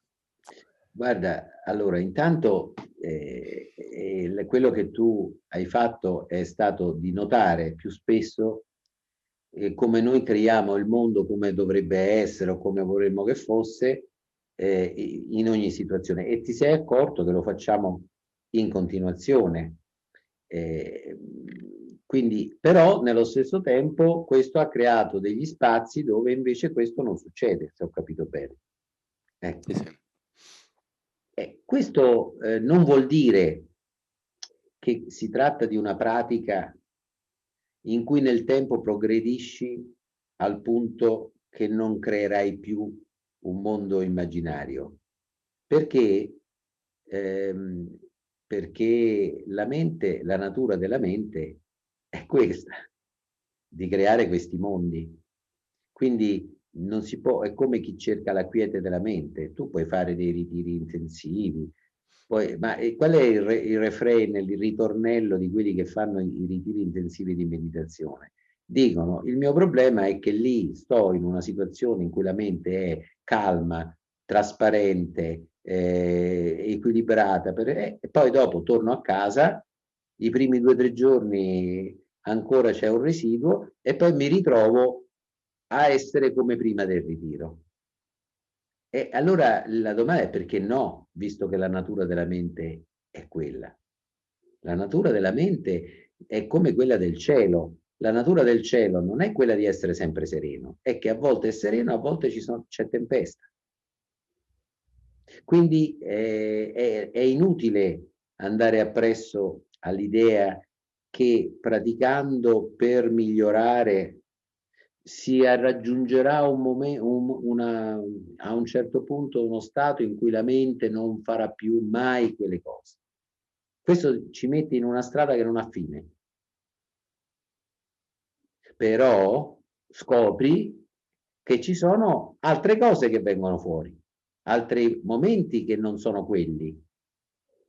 E se ho capito bene, ci sono delle volte in cui più che essere un osservatore di quello che succede, sei quello che succede. Giusto? Corretto. Ecco, allora questo è un punto importante, perché tu sei sempre così, il resto si aggiunge. Cioè, in questo momento tu sei seduto, scusami, mi ripeti il tuo nome, non mi ricordo. Pierangelo, Piero. Piero, sei seduto, va bene, però mentre il tuo corpo-mente è seduto e ascolta, ha dei pensieri, subito dietro c'è qualcuno che vede tutto questo. È la coscienza, l'osservatore, quello che vuoi, che vede che ti vede seduto, no? Ecco, ci sono momenti in cui questa percezione, questa cade. C'è solo lo stare seduto, c'è solo l'ascoltare, c'è solo il vedere, senza qualcuno che vede. Perché quell'osservatore è come se mettesse la coscienza come qualcosa a parte rispetto a ciò di cui sei cosciente, no? E spesso spesso viene invitata la gente a osservare, proprio perché siccome normalmente noi siamo una specie di caos, di miscuglio di tutto questo, sviluppando la capacità di osservare con una certa distanza, è possibile vedere le cose e vedere che c'è qualcosa che non cambia mentre le osserva. Però questa posizione del testimone è solo mezza verità, diciamo così. Nel senso che, ripeto, c'è una sottile identificazione non più con quello che accade come io personale, ma con quello che sta osservando tutto questo. Quindi c'è ancora identificazione, c'è ancora io. Certe volte questa identificazione scompare e allora non c'è più coscienza e oggetti, c'è solo quello che accade, con un vedere intrinseco che non è di nessuno, non è tuo, non è mio, è questo. Cioè le parole sono complicate per indicare qualcosa che è talmente semplice che la mente non lo può comprendere, perché per comprenderlo la mente deve almeno fare qualcosa di complicato, di più complicato. Capisci? Quindi quando tu hai l'impressione che tu sei ciò che accade, che credo che corrisponda al fatto che non le fai accadere tu queste cose, ma che queste cose accadono da sé, ti rendi conto che è quello, è il punto in cui viene a cadere una identificazione. Poi ritorna, non c'è problema, va e viene, la mente fa così, ma hai il sapore di che cos'è, come diceva quel discepolo di Nisargadatta, non essere più l'osservatore che osserva l'osservato, ma essere l'osservazione, la percezione. Nisargadatta giustamente gli dà una spinta per andare ancora oltre, perché percepire è ancora un aspetto che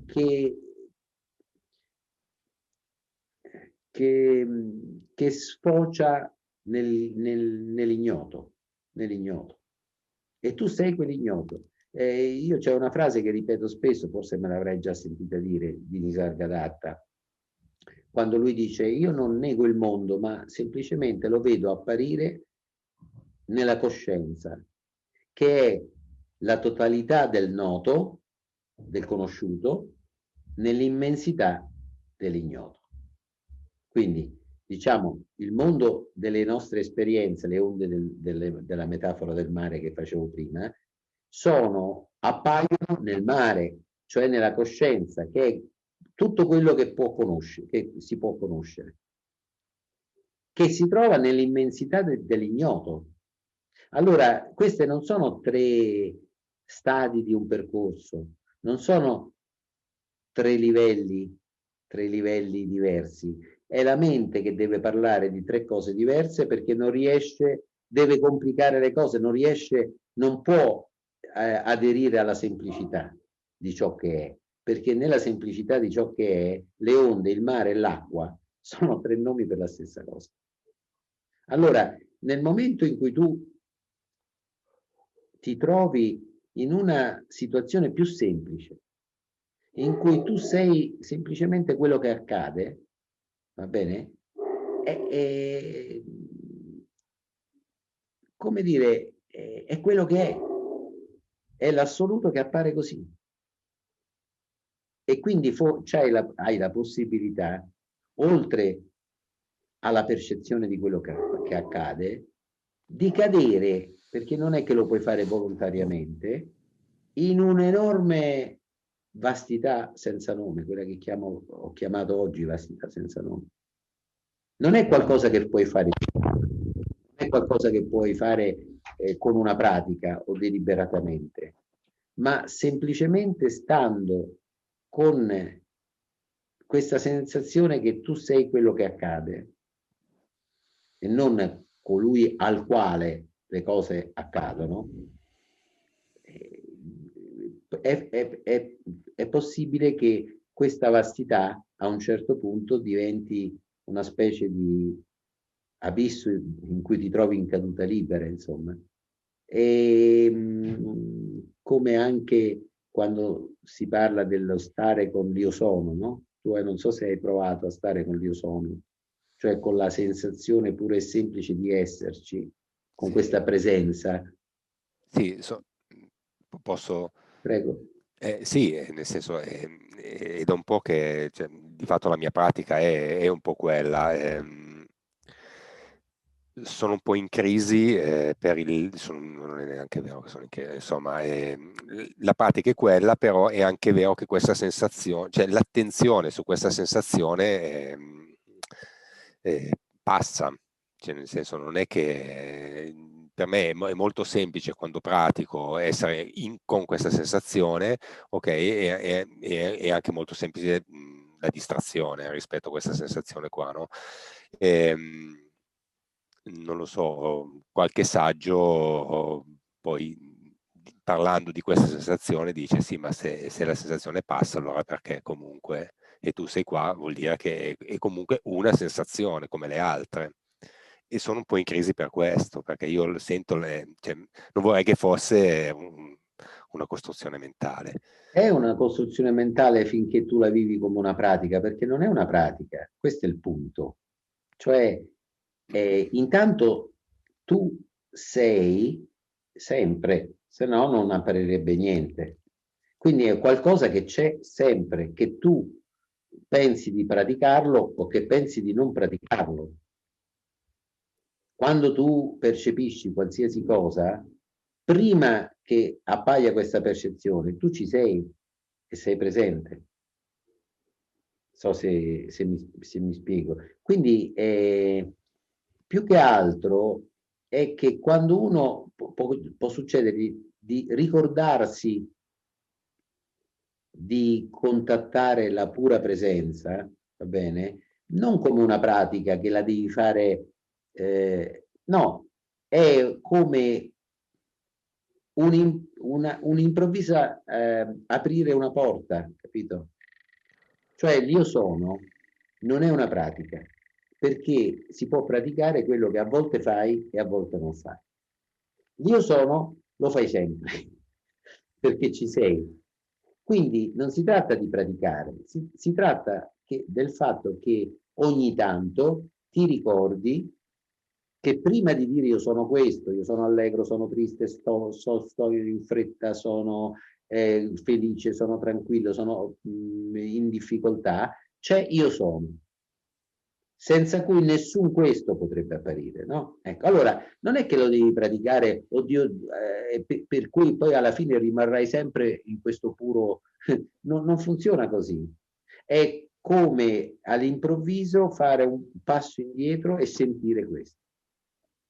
Punto. Poi fai quelle altre, cioè quando ti ricordi, quando accade che te lo ricordi di contattare, sentire questa presenza pura e semplice prima di diventare il questo di quel momento. Parti dal questo e arrivi lì. Questa è l'unica cosa che la mente può fare.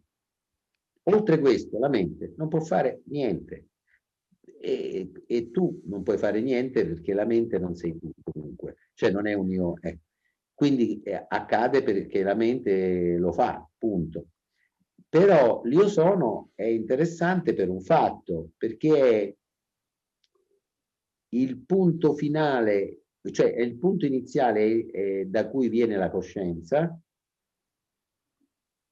e quindi è il punto da cui la coscienza inizia perché in qualche modo non è una questione spaziale o temporale, diciamo che però prima di questo punto c'è quell'immensità dell'ignoto che non puoi percepire, non puoi conoscere, ma che sei però, che sei. E quindi nello stare, a volte nell'aprire questa porta dell'io sono, può capitare che uno casca dall'altra parte. E non è che allora se caschi dall'altra parte poi non ritorna l'io, eccetera, ma non è più così, è un po' come l'acqua del miraggio, perché l'idea è che uno praticando deve fare diventare perfetta la propria vita, è impossibile, non esiste la perfezione se non nella nostra mente bacata. Cioè la nostra vita avrà alti e bassi, avremo paura, saremo arrabbiati, saremo scontenti, ma c'è una differenza se questo accade con un io separato che sono convinto di essere, o se accade senza questo io, o se questo io separato si manifesta ma non sai che non... Ok, c'è ma non è vero. Non so se mi spiego. Sì, rispetto alla, cioè, diciamo, alla mia esperienza è che cioè, quando entro in contatto con questa sensazione di io sono, è un po' come quando si vive un momento di felicità legato a un qualcosa, no? Cioè, poi quel qualcosa cessa, però è come se questa felicità sedimentasse e guida poi anche le azioni che non sono collegate con quel momento di felicità, però è come se fosse un sostrato nel quale poi le cose, non so, vanno avanti con anche questa cosa. Ecco, quello che mi succede è questo. Cioè, e effettivamente mi rendo conto che più lo pratico e più c'è un protrarsi di questa, non so come chiamarla, non so se stabilità, se non lo so come chiamarla, ok? Questo qua è nell'esercizio, quello del fare di 2-1, cioè, è immediata, cioè è immediato, cioè non c'è neanche bisogno di una certa concentrazione, e non so, mi succede immediatamente. Cioè io ho sempre cercato di portare la meditazione anche nella vita quotidiana, anche però era più uno sforzo, era più un compito, non so se riesco a spiegarmi. No. Invece facendo così, cioè, cavolo, è immediato, cioè, mi accompagna. Ecco. No, questo Però è fondamentale e sono contento questa è una chiave che per te funziona molto bene.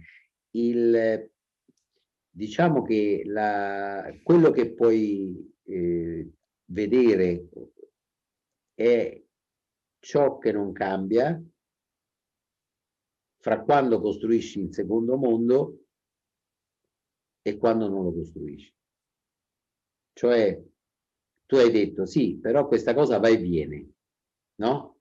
A volte, cioè, poi dopo, a un certo punto, sì, ho scoperto questa cosa ha preso più spazio e io sono molto contento ed è una cosa preziosissima.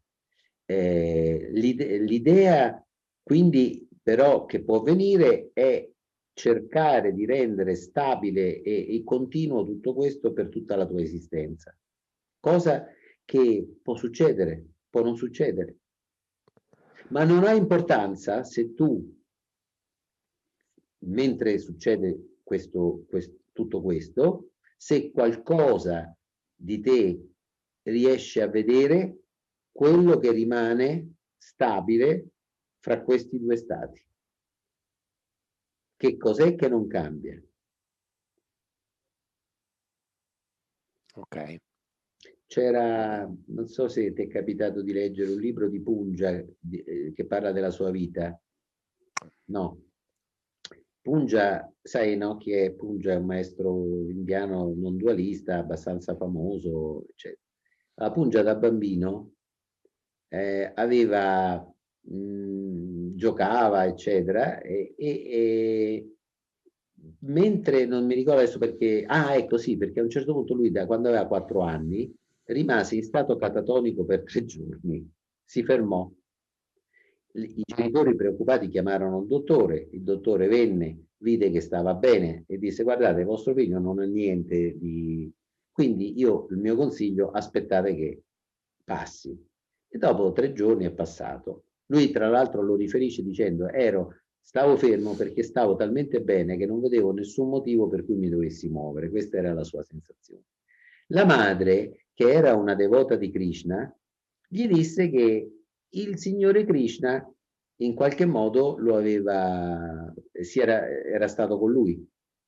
E questo in qualche modo condizionò i suoi giochi, perché mentre altri ragazzini giocavano a guerra, lui invece giocava a fare il monaco buddista, queste cose così.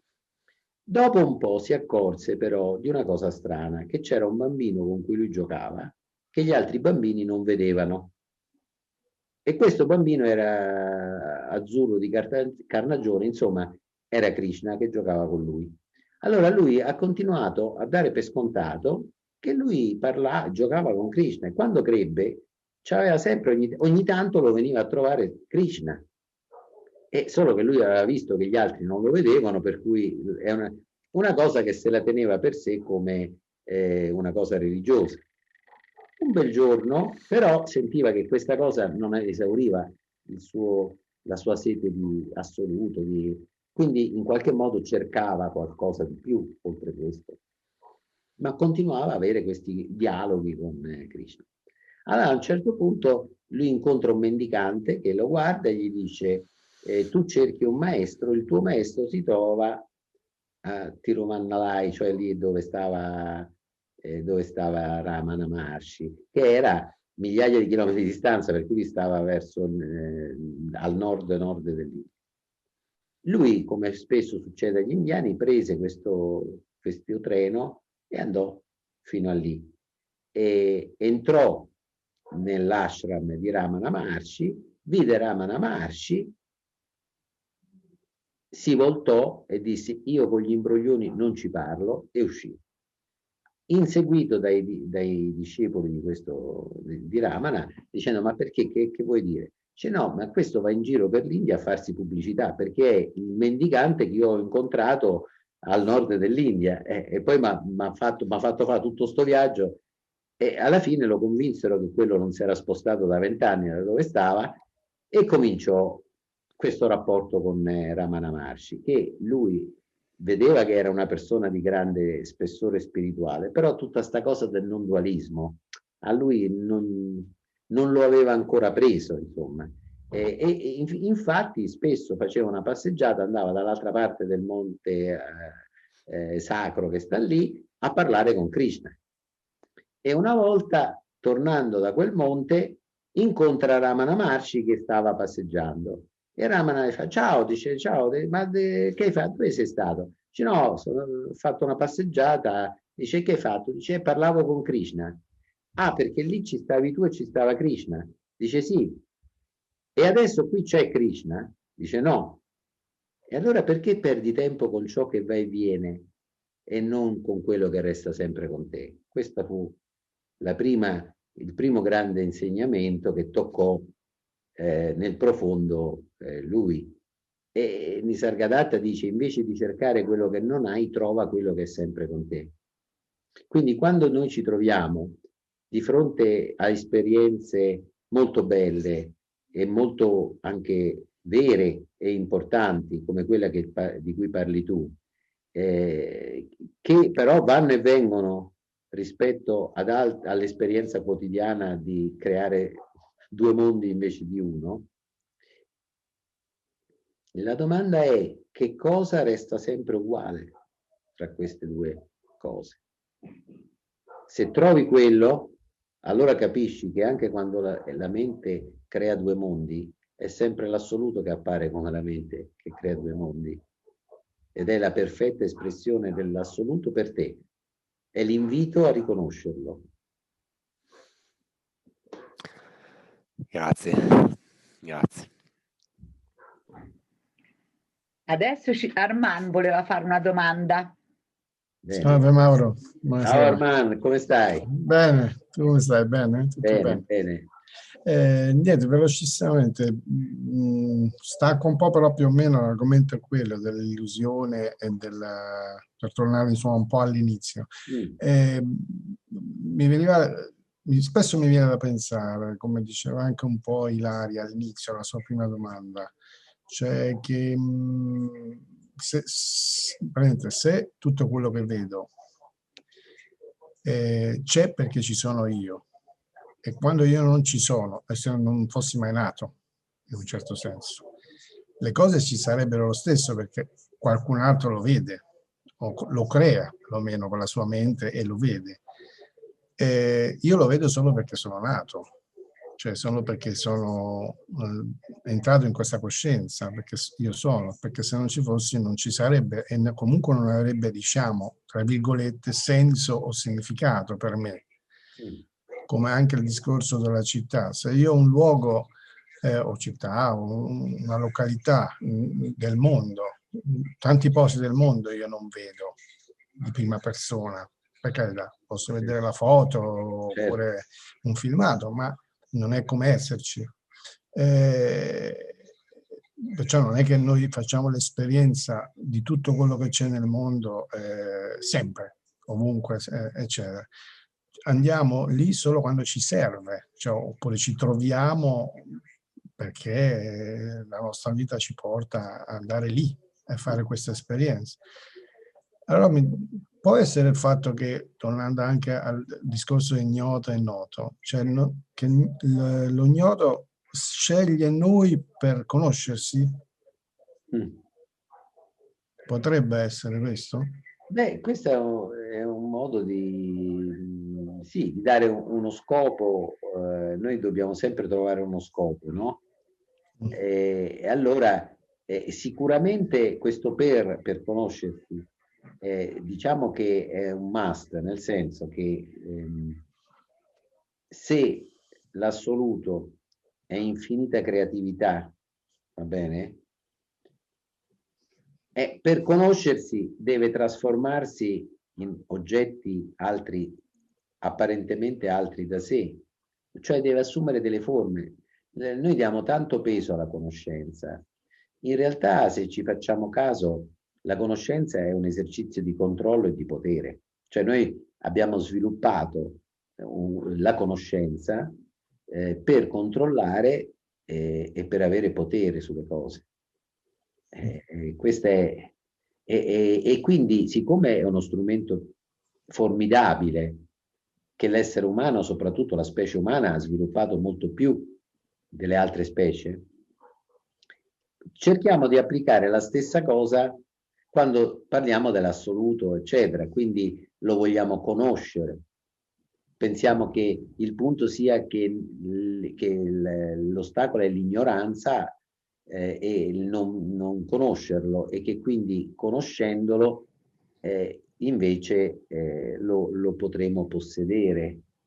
La follia di tutto questo è che non può essere conosciuto, lo dicevano le Upanishad, non può essere conosciuto ciò che è la fonte del conoscere, come l'occhio può vedere tutto ma non se stesso. Ecco, però per vedere, però l'occhio può vedere tutto quello che non è. Allora l'assoluto è tutto, ma per che avvenga un vedere ci deve essere un soggetto che vede un oggetto. E allora l'assoluto, passando, come ho detto, attraverso lo strumento della mente, gioca il gioco del due, perché in realtà c'è solo osservazione, però noi spacchiamo l'osservazione in due e diciamo c'è l'osservatore e c'è l'osservato. In questo modo la creatività infinita diventa veramente si dispiega in tantissime forme, no? Ecco, quindi questo dice l'assoluto fa questo per conoscersi. Non lo so, io credo che l'unico modo di dirlo è che l'assoluto è infinita creatività e quindi non può non fare tutto, è il contrario di tutto. Ecco perché c'è anche sofferenza e tutto il resto, e quindi anche conoscenza. Siamo noi che però attribuiamo alla conoscenza un potere che non ha, e non abbiamo nessun bisogno di conoscere l'assoluto perché lo siamo, per due motivi. Primo, perché lo siamo, noi siamo l'assoluto. Due, perché tutto quello che conosciamo è l'assoluto e si può conoscere solo in forme limitate. Una conoscenza può essere possibile solo in una forma limitata. C'è il mio amico Rupert, no?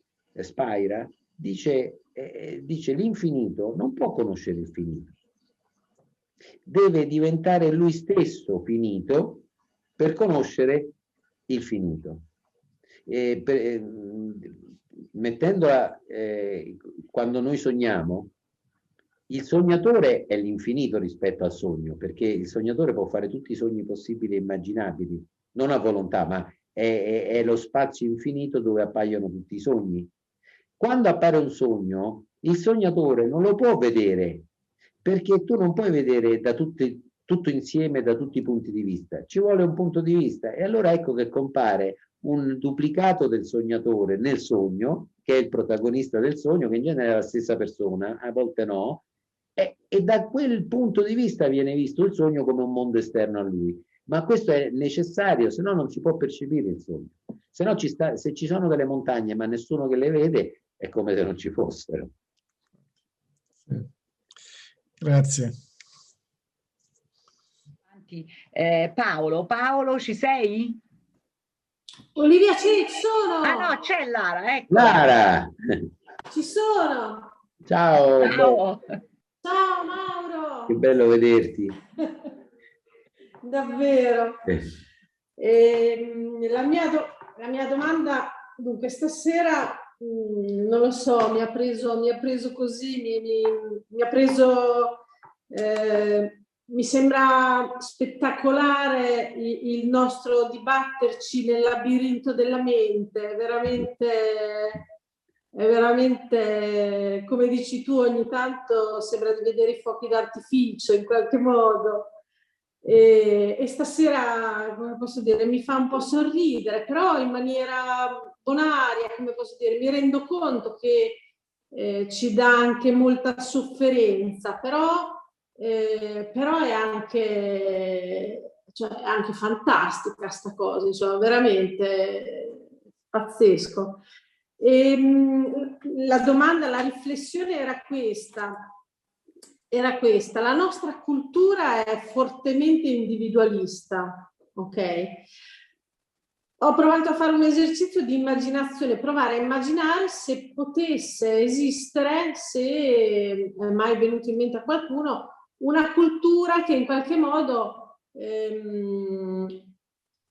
favorisca, diciamo, un avvicinamento, quantomeno dal punto di vista immaginativo, rispetto a questa esperienza della non dualità. E allora mi sono immaginata, per esempio, che ne so, ma se cambiassimo nome ogni settimana e se veicolassimo una cultura dove nel momento in cui, che ne so, ti mangi un pesce, in qualche modo veicoliamo una cultura per cui partecipi alla natura del pesce, quindi non sei solo un umano, diventi qualcos'altro, insomma. Come posso dire? Secondo te è immaginabile una cultura che in qualche modo, come posso dire, favorisca l'uscita da questo labirinto e da questo attaccamento tenace a quest'idea di identità, di separazione, di unicità che tutti abbiamo, insomma? Beh, sicuramente esistono tanti, diciamo, chiamiamoli aspetti culturali anche qui nella nostra che sottolineano tutto questo, no? Anche tutto il pensiero che si basa sulla complessità, sulla interdipendenza, questo che fa, che ci sono dei ritiri che fanno, mi veniva in mente, a parte che, cioè, se tu vedi quando uno si fa monaco, cambia nome, cambia completamente, gli viene dato spesso un nome non scelto da lui e si veste come tutti gli altri e quindi in qualche modo è un processo di depersonalizzazione. Per alcuni è andare in carcere, perché è la stessa cosa, ti rasano i capelli quasi come i monaci, ti chiamano con un numero invece che col nome tuo e i prigionieri si vestono tutti uguali. I monaci lo scelgono deliberatamente, ma alcune persone che non sono state distrutte dall'esperienza del carcere ne escono magari con una io più trasparente, insomma, no? E ci stavano anche dei ritiri urbani che facevano una particolare scuola zen rimodulata in senso occidentale negli Stati Uniti, che erano dei ritiri urbani infatti così. Tu dovevi andare in una città dove non eri mai stato, che non conoscevi, senza portafoglio, senza soldi, senza carta d'identità e starci per 3 giorni. Bel brivido. Cioè, così ti rendevi conto di quanto la tua identità dipende dalla carta di credito, dal passaporto e da tutto quello. Queste sono esperienze che magari ad alcuni hanno fatto aprire gli occhi. Io penso che non ci sia neanche bisogno, nel senso che, cioè non ci sia bisogno. Chi la fa, se l'ha fatta, vuol dire che quello era l'invito fatto apposta per quella persona. Io dico che però nella nostra vita quotidiana di questi inviti ne troviamo talmente tanti che basta stare con quello che succede e ci accorgiamo che veramente non siamo nessuno, veramente non siamo nessuno. Ed è una gran liberazione sentirsi nessuno. Invece, cioè, io infatti ragionavo proprio sul fatto che chiamarsi per tutta la vita con lo stesso nome, cioè ha un effetto ipnotico potentissimo di identificazione, insomma, come posso dire. Certo. C'era quel raccontino che leggevo, no? Quando Dio, quella donna che si trova al cospetto di Dio in una visione o in un sogno, e lui le dice, vuoi entrare in paradiso? Lei dice sì, dice dimmi chi sei, e lei gli fa vedere la carta d'identità, ecco la foto, io sono questa qua, c'è anche la mia firma e mi chiamo Maria, e lui dice non ti ho chiesto come ti chiami, ti ho chiesto chi sei. Allora, se noi, però io credo che se ognuno di noi a un certo punto, io a volte faccio fare questo piccolo esperimento, tu l'hai già fatto in qualche gruppo di Rimini, cioè allora definirsi in base ai criteri classici, no? Quando noi incontriamo una persona nuova, dice dimmi chi sei, no? Allora noi abbiamo un'età, un sesso, maschio o femmina, età, quindi giovani, vecchie, professione, disoccupato, casalinga, operaio, insegnante, eccetera, e nazionalità, tipo italiano. Allora, immaginiamo anziano, maschio, italiano, pensionato. Ok? Una volta che uno si ricorda questi 4 parametri, chiudiamo un attimo gli occhi, andiamo a vedere che cosa c'è, che cosa sentiamo, che cosa c'è quando diciamo io. E in genere sentiamo qualcosa. Detto in maniera molto vaga, può essere un movimento di energia, una presenza. E ci chiediamo, ma dove sta maschio? In questo senso di me, c'è maschio o femmina? C'è italiano o tedesco? C'è professore disoccupato, eccetera? E allora che cos'altro c'è? E più lo contattiamo direttamente, meno le parole possono descrivere, ma più vivida diventa quella presenza. È molto semplice in realtà. Non credo che ci sia bisogno di una cultura diversa, in qualsiasi cultura si può fare.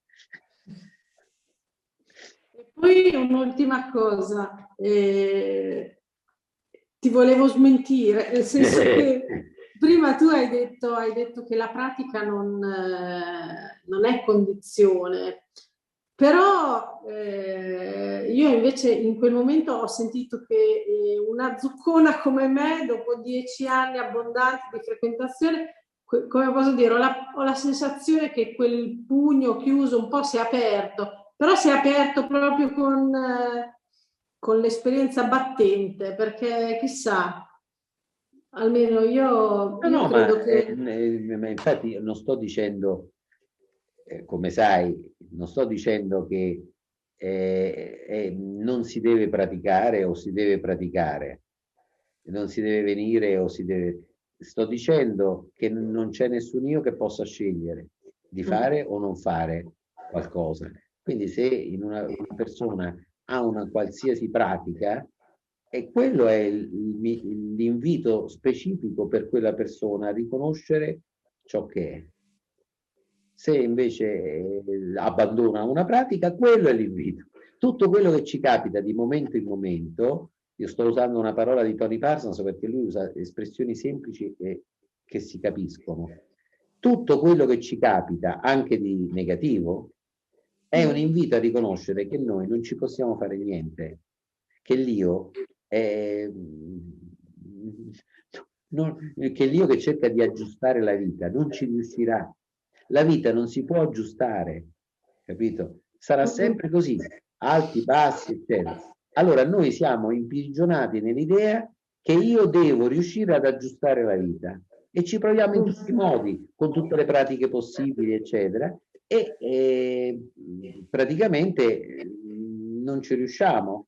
Allora a volte diamo la colpa a noi, che siamo troppo pigri, che siamo poco intelligenti o che non siamo degni, e allora dobbiamo cambiare noi stessi per meritare tutto questo attraverso tutto un percorso. Questi sono tutti inviti a vedere adesso il fatto che l'io non aggiusterà mai la vita, perché fondamentalmente l'io separato è un miraggio.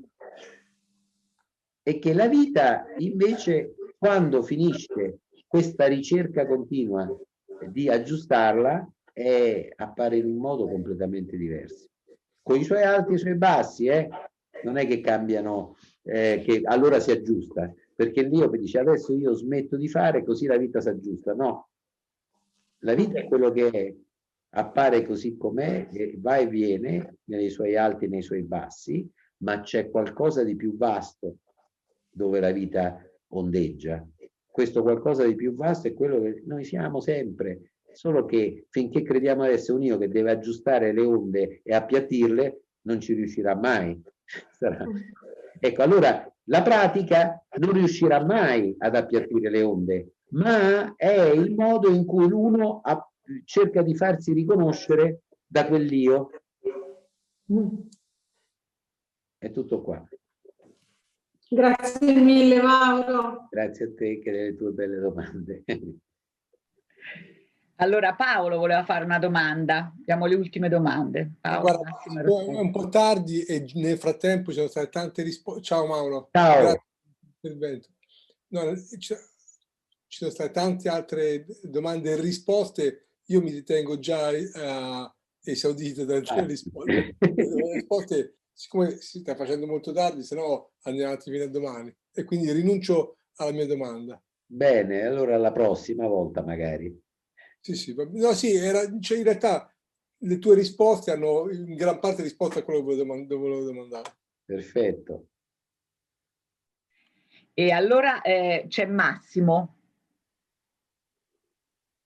Massimo, ci sei ancora? Sì, allora, ci sono. Ecco. Sono. Ciao Mauro, ma ciao. È molto tardi, rinuncio anch'io. No. Sarà per la prossima occasione. No, non ti preoccupare, io sto bene se vuoi fare una domanda, no? Se no quando non c'è problema per me. Io, se vuoi la faccio prendendo spunto da un video molto bello che ho visto del professor Guido Tonelli, che è docente di fisica all'Università di Pisa e che spiegava, dopo la scoperta del bosone di Higgs, la teoria standard dell'universo, della creazione dell'universo. Il titolo del video è La nascita dello spazio e del tempo, che è una cosa che mi ossessiona da sempre. So che mi allontana da ciò che è, però ormai è una passione. Sì, la direzione è quella, anche se mi allontana. E da una riflessione, lui nella conferenza diceva una cosa che mi ha colpito molto, che tra l'altro aveva anche detto Maharaji quando disse in una la somma di tutto equivale a nulla. E Tonelli diceva che sono riusciti a pesare l'energia positiva di tutto l'universo. Poi come, non lo so, in base all'equazione di Einstein è uguale a mc². è venuto fuori un numero con una potenza molto grande, ma un numero. Da questa energia positiva poi hanno sottratto quella negativa gravitazionale, che in qualche modo anche questa l'hanno calcolata. Diceva Tonelli che gli scienziati sono saltati sulla sedia perché hanno visto che l'energia equivale, facendo somme e sottrazioni, a 0. Dice, inizialmente siamo tutti saltati un po' sulla sedia, dice, però alla fine è sembrata una cosa abbastanza naturale, perché se tutto nasce dal vuoto, se l'universo è sostanzialmente una fluttuazione del vuoto, è normale che la somma poi sia 0. È una cosa molto curiosa che l'universo che è 0 è una danza infinita, creativa, come dici te, di forme, di cose che appaiono, pur rimanendo comunque la somma pari a 0. Cioè, è una cosa stupefacente, o pazzesca, come dicono Bertossa Ferrari quando parlano della sensazione di essere, no? Che riflettendoci, la sola sensazione di essere così com'è è veramente una cosa pazzesca. Per cui la descrizione dualistica è qualcosa che riesco a comprendere solo a livello concettuale, perché la comprensione vera non c'è, e probabilmente questa ricerca mi porta lontano. Ma da qui, per arrivare a una domanda rispetto a quello che dicevi te sul potere creativo dello spirito, partendo appunto dalla ricerca, perché se gli scienziati sono arrivati a scoprire il bosone di Higgs, che hanno cercato per tantissimi anni, poi l'hanno trovato perché è cominciato a apparire in vari laboratori. E da qui nasce la domanda, cioè il bosone di Higgs è qualcosa di già dato, che c'era già, o è il risultato del processo di creazione di una realtà consensuale creata dalla comunità scientifica, applicato alla spiritualità? Si ricollega a un'altra domanda che mi è venuta quando ho letto un libro di Ferrer di psicologia transpersonale, perché lui adotta lui lo chiama un metodo, un pluralismo spirituale, e critica quello che lui chiama il perennialismo di Ken Wilber. E lo conclude un po' il libro con questa affermazione. Volevo sapere cosa ne pensi, con la speranza che tu non faccia come Maragi, che mi avrebbe detto torna tra una settimana. Dice Ferrer, leggo testualmente, quello per essere precisi, la via spirituale forse non è un territorio senza sentieri, come diceva Krishnamurti, mi sembra di ricordare, e che ti hai citato spesso, ma un sentiero senza mete. Quindi, secondo me, applica una specie di concezione costruttivista anche alla spiritualità, come un processo a cui noi come comunità umana partecipiamo insieme al tutto, dove però non c'è un qualcosa di già dato, ma un processo creativo infinito che riguarda anche lo spirito. Questo, non so se ci sono riuscito, era la mia domanda. Ma guarda, non saprei perché non ho letto quel libro e la posizione che lui ha, eccetera. Mi viene in mente che un sentiero, come ha detto, un sentiero, non è una terra senza sentieri, ma un sentiero senza mete, e poi aggiunge un oceano con molte sponde, e qui non mi torna molto l'oceano con molte sponde. Però anche un sentiero senza mete non è un sentiero. No, capito che voglio dire, mi viene in mente sicuramente quando Nisargadatta dice il Sadguru, il vero guru, cioè i guru che incontri nella vita sono le pietre miliari che ti dicono i vari chilometri, eccetera. Ma il vero guru è la strada.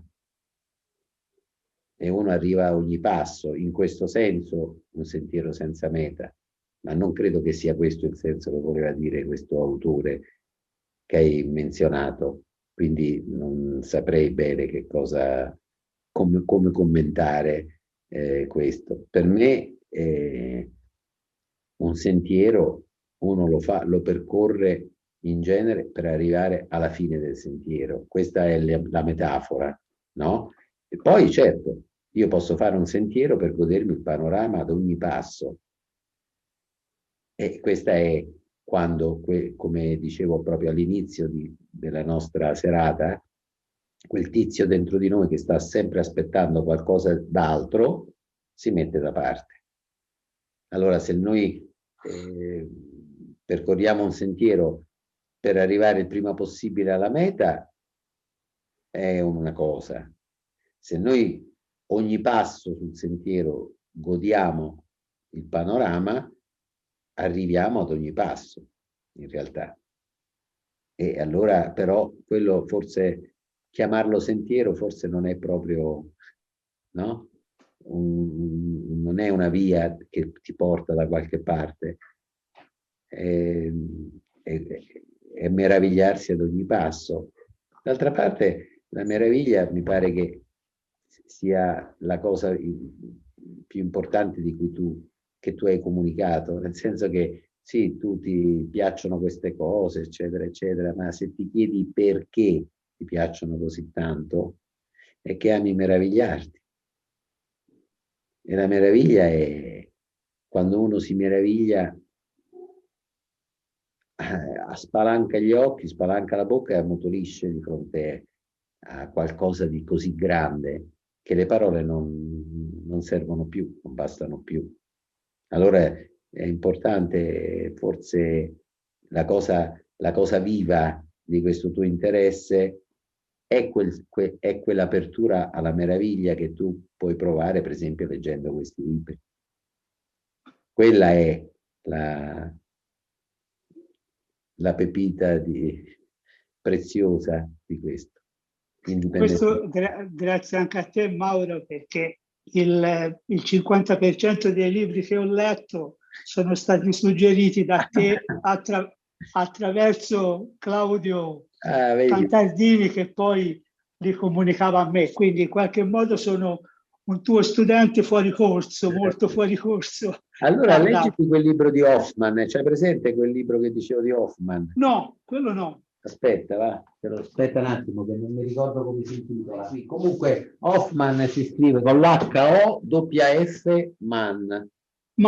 E credo che sia Realtà e Illusione o una cosa del genere della Boringhieri. Diciamo che ha una parte destruence che dice appunto come tutto il discorso del desktop che ho fatto, e poi lui propone la sua parte propositiva mi lascia perplesso, però la parte che spiega come noi costruiamo con la mente la realtà, insomma, è molto interessante. Grazie Mauro. Figurati. Grazie mille. Figurati. Mauro, abbiamo un'ultima domanda e così poi ci salutiamo, che vedo che qualcuno ha lasciato, così ci salutiamo tutti. Per Rossella.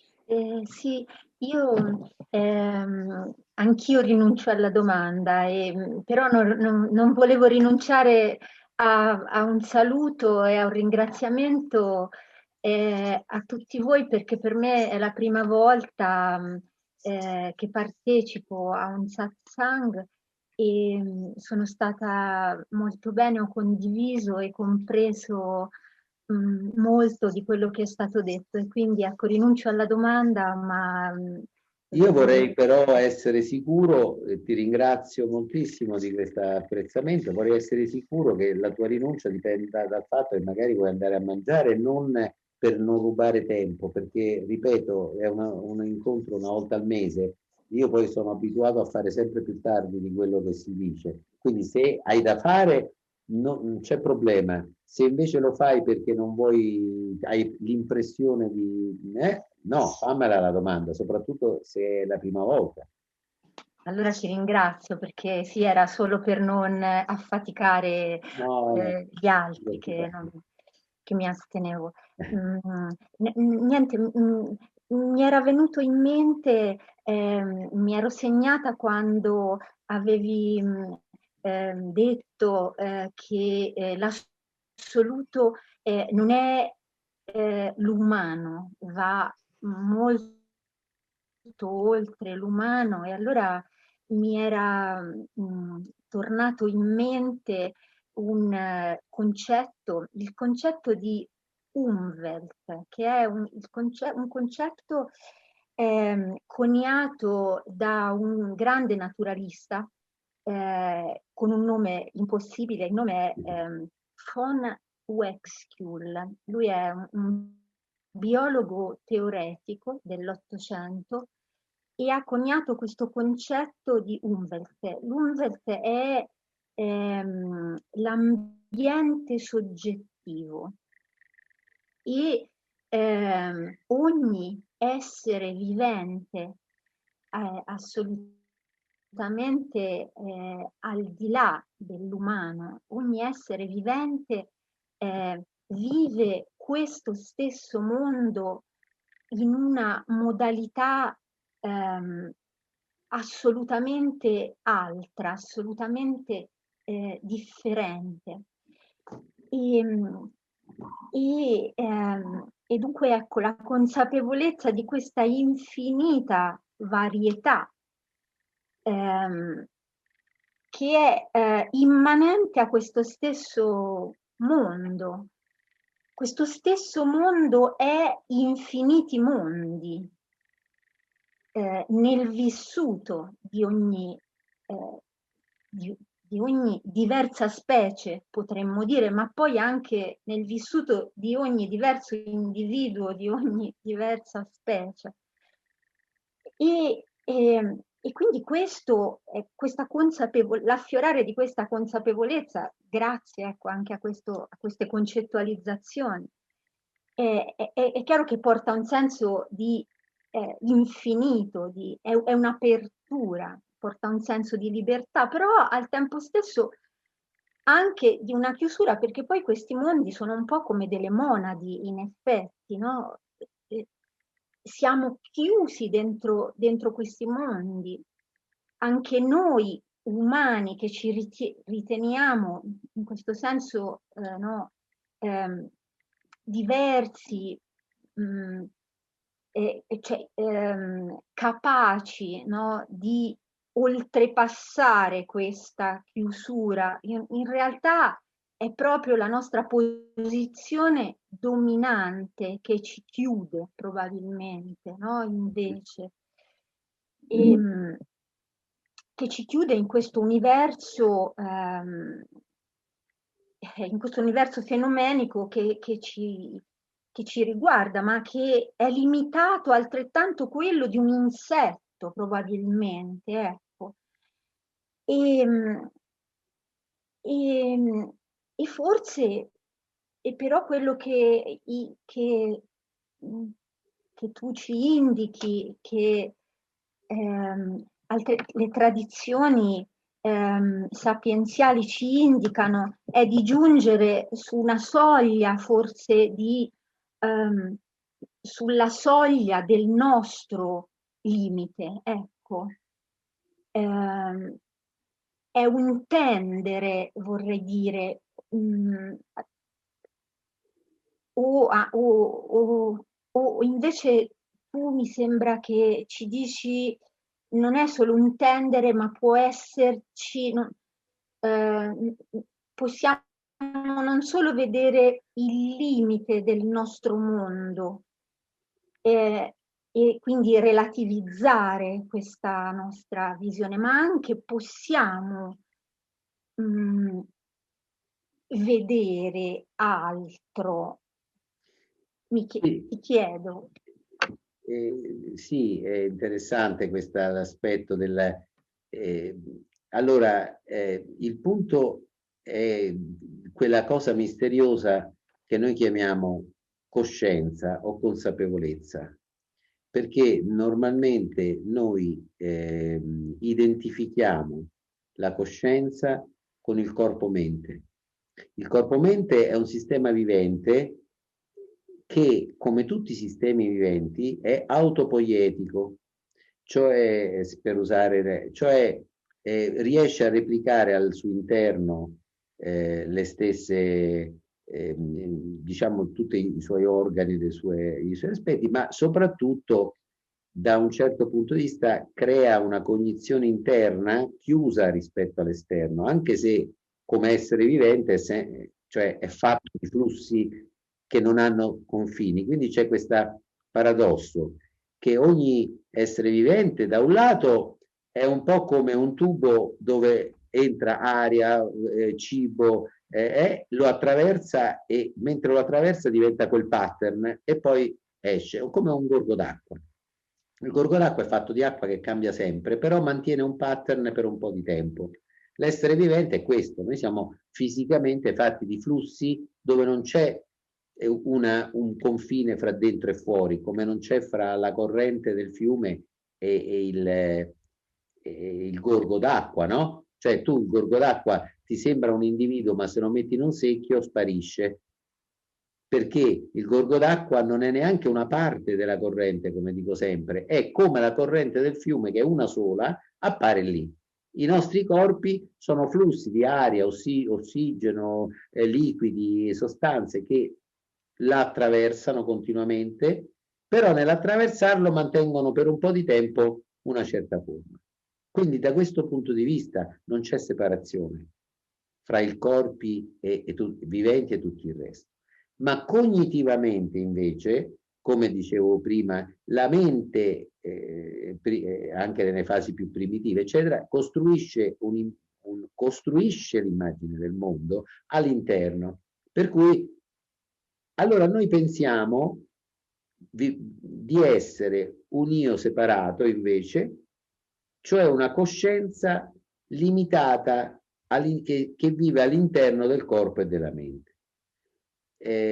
Questo ci fa sentire imprigionati dentro questa specie di prigione, ma il limite in cui ci sentiamo imprigionati è soltanto perché in quel punto dello spazio-tempo dove si trova localizzato quel corpo, ovviamente puoi percepire soltanto una gamma limitata di cose, cioè quello che tu vedi in quel corpo, in quel punto, eccetera, è diverso da quello che vedono gli altri corpi in tutti gli altri punti. Questo è ovvio, perché per vedere ci vuole anche un punto specifico da cui guardare, vedere, percepire, sentire, eccetera.